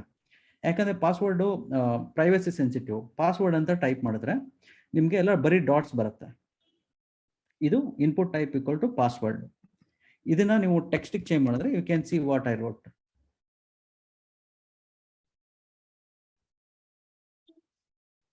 ಸೊ ಇವಾಗ ನಾವು ಸಬ್ಮಿಟ್ ಮಾಡಿದ್ರೆ ಇದು ಫಾರ್ಮ್ ಸಬ್ಮಿಟ್ ಆಗುತ್ತೆ. ಕರೆಂಟ್ಲಿ ನಾವು ಆಕ್ಷನ್ URL ಎಲ್ಲೂ ಕೊಡದೇ ಇರೋ ಕಾರಣ ಇಲ್ಲೇ ಬರುತ್ತೆ. Shall I give some action URL to show and dump? ಮಾಡಬಹುದು. ಬಟ್ ಅದಕ್ಕಿಂತಲೂ ಮುಂಚೆ let's little talk about line number 28. They might be confused. ಅಲ್ಲಿ input type is equal to submit ಅಂತ ಕೊಡುವಾಗಲೂ ಬಟನ್ ಬರ್ತಾ ಇದೆ ಅಂತ 28. ಸೊ ಬ್ರೌಸರ್ ಅಲ್ಲಿ ಇನ್ಪುಟ್ ಟೈಪ್ಗೆ ಇನ್ನು ಎಕ್ಸ್ಪ್ಲೇನ್ ಮಾಡಲಿಲ್ಲ. ಟೈಪ್ ಈಕ್ವಲ್ ಟು ಸಬ್ಮಿಟ್ ಅಂತ ಕೊಟ್ರೆ ಬ್ರೌಸರ್ ನೀವು ಇಲ್ಲಿ ಅಬ್ಸರ್ವ್ ಮಾಡ್ಬೋದು. ಯೂಸರ್ ಏಜೆಂಟ್ ಮೇಲ್ಗಡೆ ಸ್ಕ್ರಾಲ್ ಮಾಡ್ತೀನಿ ಇಲ್ಲಿ. ಯೂಸರ್ ಏಜೆಂಟ್ ಸ್ಟೈಲಿಂಗ್ ಅಂತ ಇದೆ. ನಾನು ಪ್ರೀವಿಯಸ್ಲಿ ಹೇಳಿದಾಗೆ ಬ್ರೌಸರ್ ಕೆಲವೊಂದು ಫೀಲ್ಡ್ಗೆ ಆಟೋಮೆಟಿಕ್ ಆಗಿ ಸ್ಟೈಲಿಂಗ್ಸ್ ಅಪ್ಲೈ ಮಾಡುತ್ತೆ. ಇಲ್ಲಿ ನೀವು ಅಬ್ಸರ್ವ್ ಮಾಡ್ಬೋದು input when it is a type equal to submit, ಅವಾಗ ಇದೆಲ್ಲ ಸ್ಟೈಲ್ಸ್ ಅಪ್ಲೈ ಆಗುತ್ತೆ. ಸೊ ಅದಕ್ಕೆ ಇದು ಇನ್ಪುಟ್ ಇದ್ರೂ ಟೈಪ್ ಸಬ್ಮಿಟ್ ಅಂತ ಬರ್ದಿರೋದಕ್ಕೆ ಬಟನ್ ತರ ಕಾಣಿಸ್ತಿದೆ. ಆಮೇಲೆ ನೀವು ಇಲ್ಲಿ ಬೇರೆನೂ ಅಬ್ಸರ್ವ್ ಮಾಡ್ಬೋದು. ಲೇಬಲ್ ಅಂತ ಬರ್ತಿದ್ದೀನಿ. ಲೇಬಲ್ಗೆ ಫಾರ್ ಅಂತ ಅಟ್ರಿಬ್ಯೂಟ್ ಅಕ್ಸೆಪ್ಟ್ ಮಾಡ್ತಿದ್ವಿ. ಅಂದ್ರೆ ಈ ಲೇಬಲ್ ಫಾರ್ ಯಾವ ಇನ್ಪುಟ್ಗೆ ಇದು ಲೇಬಲ್ ಅಂತ ಇಂಡಿಕೇಶನ್. ಇವಾಗ ಇನ್ಪುಟ್ ನೇಮ್ ಅಂತ ಇದೆ. ನೇಮ್ ಅಟ್ರಿಬ್ಯೂಟ್ ಅಂದ್ರೆ ನಾವು ಫಾರ್ಮ್ ಸಬ್ಮಿಟ್ ಮಾಡಿದಾಗ ಸರ್ವರ್ ಅಲ್ಲಿ ಈ ಡೇಟಾ ಎಲ್ಲ ರಿಸೀವ್ ಮಾಡ್ತೀವಲ್ಲ, ಯಾವ್ದು ಡೇಟಾ ಯಾವುದಕ್ಕೆ ಅಂತ ಐಡೆಂಟಿಫೈ ಮಾಡೋದಕ್ಕೆ ಈ ನೇಮ್ಸ್ ಅಟ್ರಿಬ್ಯೂಟ್ಸ್ ನ ಕೊಡ್ತೀವಿ. ಇಲ್ಲಿ ನೇಮ್ ಇದೆ, ಇದು ನೇಮ್ ಈಕ್ವಲ್ ಟು ಇಮೇಲ್. ಇಲ್ಲಾಂದ್ರೆ ನಾವು ಇದನ್ನ ಮೈ ಇಮೇಲ್ ಅಲ್ಲ, ಕಸ್ಟಮರ್ ಇಮೇಲ್ ಇಲ್ಲ ಯೂಸರ್ ಇಮೇಲ್ ಅಂತ ಏನ್ ಬೇಕಾದ್ರೂ ಬರ್ಕೋಬಹುದು. ಇದು ಪಾಸ್ವರ್ಡ್ ಅಂತ ಕೊಟ್ಟಿದ್ದೀವಿ. ನೇಮ್ ಇಲ್ಲೂ ನೇಮ್ ಕೊಡ್ಬೇಕು, ಮಿಸ್ ಆಗಿದೆ. ಸೊ ನಾವು ಇದನ್ನ ಫಾರ್ಮ್ ಸಬ್ಮಿಟ್ ಮಾಡಿದಾಗ ಸರ್ವರ್ ಅಲ್ಲಿ name equal to name equal to user email, ಇದರಲ್ಲಿ ನಾವು ಏನೇನು ವ್ಯಾಲ್ಯೂ ಎಂಟರ್ ಮಾಡಿತೀವಲ್ಲ ಈ ವೇರಿಯೇಬಲ್ ಅಂಡರ್ ಅಲ್ಲಿ ಬರುತ್ತೆ. ಇದು ನಿಮಗೆ ಫ್ಯೂಚರ್ ಕ್ಲಾಸಸ್ ಅಲ್ಲಿ ಈಸಿಯಾಗಿ ಅಂಡರ್ಸ್ಟ್ಯಾಂಡ್ ಆಗುತ್ತೆ. ಫಾರ್ ನೌ ಯು ಅಸ್ಯೂಮ್ ಈ ಲೇಬಲ್ಗೆ ಫಾರ್ ಕೊಟ್ಟಿರ್ತೀವಲ್ಲ, ಈ ನೇಮ್ಗೆ ಇದು ಈ ಲೇಬಲ್ ಫಾರ್ ಇಮೇಲ್ಗೆ ಯೂಸರ್ ಇಮೇಲ್. ಸೊ ಇಲ್ಲಿ ನಾನು ಯೂಸರ್ ಇಮೇಲ್ ಅಂತ ಬರೆದ್ರೆ ಈ ಲೇಬಲ್ನ ಇದನ್ನು ಚೇಂಜ್ ಮಾಡಬೇಕು. ಇದು ಸೇಮ್ ಇರಬೇಕು. ಸೇಮ್ ಇನ್ಪುಟ್ಗೆ ಸೆಂಡ್ ಇಟ್ ನೇಮ್. ಇನ್ನೊಂದು ಟಚ್ ಬೇಸ್ ಮಾಡೋದು ಅಂತ ಏನಂತ ಹೇಳಿದ್ರೆ, ಜಸ್ಟ್ ಟಚ್ ಬೇಸ್, ಅದು ಫಾರ್ಮಲ್ ಇರುವಾಗ ಮಾತ್ರ input type is equal to submit ಅಂತ ಕೊಡಿ ಆಯ್ತಾ. ರೆಕಮೆಂಡೆಡ್ ಆಗ ಮಾತ್ರ. ಬೇರೆ ಎಲ್ಲಿಯಾದ್ರೂ ನಿಮ್ಮ ಅಪ್ಲಿಕೇಶನ್ ಅಲ್ಲಿ ಬಟನ್ ಯೂಸ್ ಮಾಡೋದು ಅಂತಿದ್ರೆ ಬಟನ್ ಅಂತಾನೆ ಕೊಟ್ಟು ಬಿಡಿ. Okay, whenever you are using button somewhere, ಇದು ಫಾರ್ಮ್ ಸಬ್ಮಿಟ್ ಮಾಡ್ಲಿಕ್ಕೆ ಮಾತ್ರ ಯೂಸ್ ಮಾಡೋದು. When you type input type is equal to submit ಅಲ್ಲ, it's only use to submit a form. ಇಲ್ಲ ಅಂತಿದ್ರೆ ನೀವು ನಿಮ್ಮ ಬೇರೆ ಡಾಕ್ಯುಮೆಂಟ್ ಅಲ್ಲಿ ಎಲ್ಲಿಯಾದ್ರೂ ಬಟನ್ ಯೂಸ್ ಮಾಡೋದು ಅಂತಿದ್ರೆ ಅಲ್ಲಿ ಇನ್ಪುಟ್ ಟೈಪ್ ಇಸ್ ಸಬ್ಮಿಟ್ ಆದ್ರೆ ಅನ್ನೆಸೆಸರಿ API ಕಾಲ್ಸ್ ಆಗುತ್ತೆ. API calls in the sense unnecessary page refresh ಆಗುತ್ತೆ. Because you will come to know when using JavaScript use ಮಾಡಿದಾಗ ನಿಮಗೆ ಗೊತ್ತಾಗುತ್ತೆ ಅನ್ನೆಸೆಸರಿ ಪೇಜ್ ರಿಫ್ರೆಶ್ ಹೇಗೆ ಆಗುತ್ತೆ ಅಂತ. ಸೊ ಆ ಪ್ರಾಬ್ಲಮ್ಸ್ ಬರ್ಲಿಕ್ಕೆ ಸ್ಟಾರ್ಟ್ ಆಗುತ್ತೆ. When you build single page application, that's the worst condition. So ಅದಕ್ಕೋಸ್ಕರ only if you are using in form submit ಮಾಡಬೇಕು ಅಂತಿದ್ರೆ ಮಾತ್ರ input type is equal to submit ಅಂತ ಯೂಸ್ ಮಾಡಿ. ಇಲ್ಲದ ಟೈಮ್ ಅಲ್ಲಿ you have to use button tag. Just side note there again. Simple ಯಾವ ತರ ಸೆಲೆಕ್ಟ್ ಮಾಡ್ಕೋಬೇಕಂದ್ರೆ ಎಲ್ಲಿ ಬಟನ್ ಹಾಕ್ಬೇಕು, ಎಲ್ಲಿ ಇನ್ಪುಟ್ ಹಾಕ್ಬೇಕು ಅಂದ್ರೆ ಫಾರ್ಮ್ ಅಲ್ಲಿ ನೀವೇನೋ ಸಬ್ಮಿಟ್ ಮಾಡ್ತಿದ್ರೆ ಯೂಸ್ ಇನ್ಪುಟ್. ನೀವು ಪೇಜ್ ಟು ಪೇಜು ನ್ಯಾವಿಗೇಷನ್ ಮಾಡ್ತಿದ್ರೆ ಯೂಸ್ ಆಂಕರ್ ಲಿಂಕ್. ಇವಾಗ ಪೇಜ್ ಅಲ್ಲಿ ಏನೋ ಒಂದು ಪ್ರಾಸೆಸಿಂಗ್ ಮಾಡ್ತಿದ್ರ, ಇಂಟ್ರಾಕ್ಟಿವಿಟಿ ಮಾಡ್ತಿದ್ರ, ಬಟನ್ ಕ್ಲಿಕ್ ಮಾಡಿದ್ರೆ ಕೌಂಟರ್ ಹೆಚ್ಚಿಗೆ ಆಗುತ್ತೆ. ಏನಾದ್ರು ಅದೇ ಪೇಜ್ ಅಲ್ಲೇ ಆಕ್ಟಿವಿಟಿ ಮಾಡೋದಿದ್ರೆ ಯೂಸ್ ಬಟನ್. ಅಂದ್ರೆ ನಿಮ್ಗೆ ಫ್ಯೂಚರ್ ಕ್ಲಾಸಸ್ ಅಲ್ಲಿ ಯಾವಾಗ ನೀವು ಜಾವಾ ಸ್ಕ್ರಿಪ್ಟ್ ಮತ್ತೆ ರಿಯಾಕ್ಟಿಗೆ ಬರ್ತಿರಲ್ಲ, ಆವಾಗ ನಿಮಗೆ ಕಾಂಟೆಕ್ಸ್ಟ್ ಅಲ್ಲಿ ಗೊತ್ತಾಗುತ್ತೆ ಯಾವ ಕಾಂಟೆಕ್ಸ್ಟ್ ಅಲ್ಲಿ ಯಾವ ಟ್ಯಾಗ್ ನ ಯೂಸ್ ಮಾಡಬೇಕು ಅಂತ. Shall I go with the select option? Yeah. We have roughly again 5-10 minutes, so we can just quickly finish select and radio buttons and all those funny stuff inside form. Okay.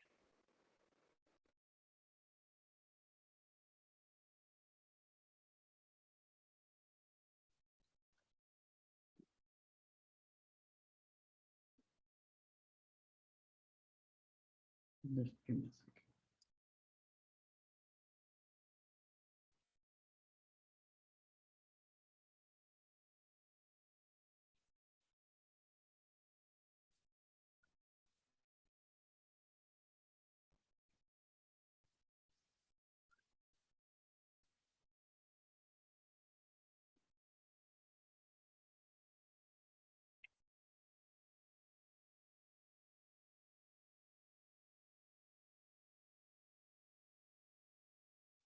ನಿಮ್ಗೆ input ಅಲ್ಲಿ ಇನ್ನ ತುಂಬಾ types ಇದೆ.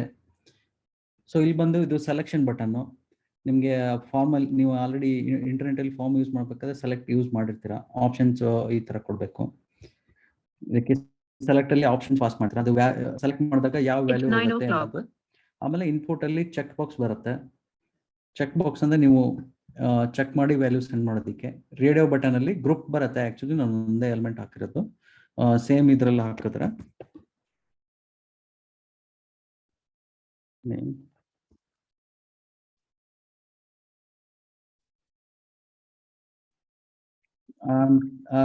ಒಂದು 5 ನಿಮಿಷ ಜಾಸ್ತಿ ತಗೋಬೋದಾ ಮಾನಿ? ಖಂಡಿತ take you time, no problem. ಇವಾಗ ಇದು ಸೇಮ್ ನೇಮ್ ಅಲ್ಲಿ ಇದೆಯಲ್ಲ, ಅಂದ್ರೆ ಇದು ಒಂದೇ ಫಾರ್ಮ್ ಇನ್ಪುಟ್ ಎಲಿಮೆಂಟ್ ಬರುತ್ತೆ. ಸಬ್ಮಿಟ್ ಮಾಡ್ಬೇಕಾದ್ರೆ ಇದು ಚೆಕ್ ಬಾಕ್ಸ್ ಅಲ್ಲಿ ಇಂಡಿವಿಜುವಲ್ ಇರುತ್ತೆ. ಇದನ್ನ ಗ್ರೂಪಿಂಗ್ ಮಾಡ್ತೀವಿ. ಇಲ್ಲಿ ನೀವು ಅಬ್ಸರ್ವ್ ಮಾಡ್ಬೋದು, ಇನ್ಪುಟ್ ಟೈಪ್ ರೇಡಿಯೋ ಕೊಟ್ಟಾಗ ನೇಮ್ ಎಲ್ಲಾನು ಸೇಮೇ ಕೊಟ್ಟಿದ್ದೀನಿ. ನೀವು ಇಲ್ಲಿ ವ್ಯಾಲ್ಯೂ ಕೊಡ್ಬೋದು. ಇದಕ್ಕೆ ಸಪ್ರೇಟ್ ಆಗಿ ವ್ಯಾಲ್ಯೂ ಕೊಡ್ಬೋದು. ಇವಾಗ ನಾನು ಇಲ್ಲಿ ವ್ಯಾಲ್ಯೂ ಮೆನ್ಷನ್ ಮಾಡ್ತೀನಿ. ಯಾಕಂದ್ರೆ ಇಲ್ಲಿ ಇದಕ್ಕೆ 1, value equal to 2, value equal to 3.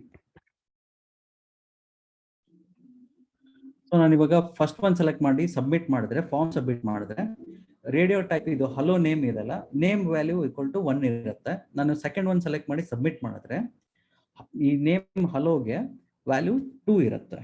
Similarly check ಬಾಕ್ಸ್ಗೂ ಅದೇ ತರ ಇದೆ. ಚೆಕ್ ಟು ಅನ್ಚೆಕ್ಡ್ ಅಂತ ಬರುತ್ತೆ. ನಾವು ಡಿಫಾಲ್ಟ್ ಆಗಿ ಚೆಕ್ ಟು ಮಾಡ್ಬೋದು, ಇಲ್ಲ ಅನ್ಚೆಕ್ಡ್ ಅಂತಾನು ಇಟ್ಕೋಬಹುದು.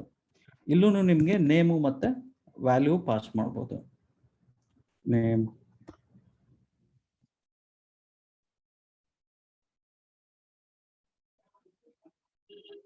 So by default it is checked. ನಾನು ಚೆಕ್ಡ್ ಅಂತ ಪಾಸ್ ಮಾಡ್ತಾ ಇದ್ದೀನಿ. ಇವಾಗ ಅದು ಡಿಲೀಟ್ ಮಾಡಿದ್ರೆ ಅನ್ಚೆಕ್ ಇರುತ್ತೆ. By default it will be unchecked. ನಾವು ಮುಂಚೆನೆ ಚೆಕ್ ಮಾಡಬೇಕಿತ್ತು ಅಂದರೆ ಅಟ್ರಿಬ್ಯೂಟ್ಸ್ ಅಲ್ಲಿ ಚೆಕ್ಡ್ ಅಂತ ಮಾಡ್ಬೋದು. ಇಲ್ಲಿ ರೇಡಿಯೋ ಬಟನ್ನಲ್ಲೂ ಅಷ್ಟೇ ನಾವು ಚೆಕ್ಡ್ ಅಂತ ಪಾಸ್ ಮಾಡ್ಬೋದು.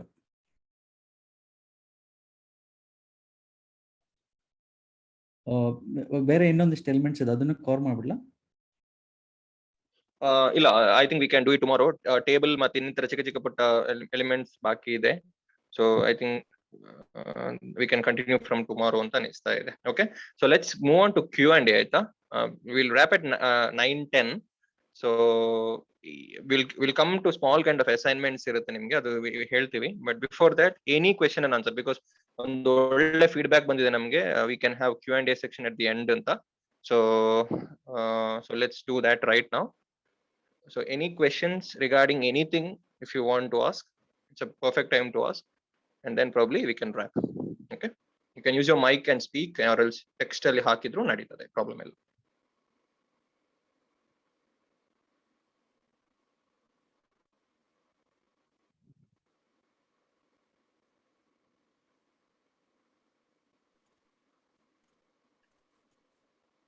ಯಾರಿಗೂ ಡೌಟ್ಸ್ ಇಲ್ವಾ?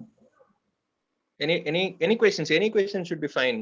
Anyone ಕೇಳಿ, ಯಾಕಂತ ಹೇಳಿದ್ರೆ ಈ ಆಪರ್ಚುನಿಟೀಸ್ ಅನ್ನು ಡೋಂಟ್ ಮಿಸ್ ದಿಸ್ ಅಂತ. ಯಾಕೆ every day clarification of doubt is very important.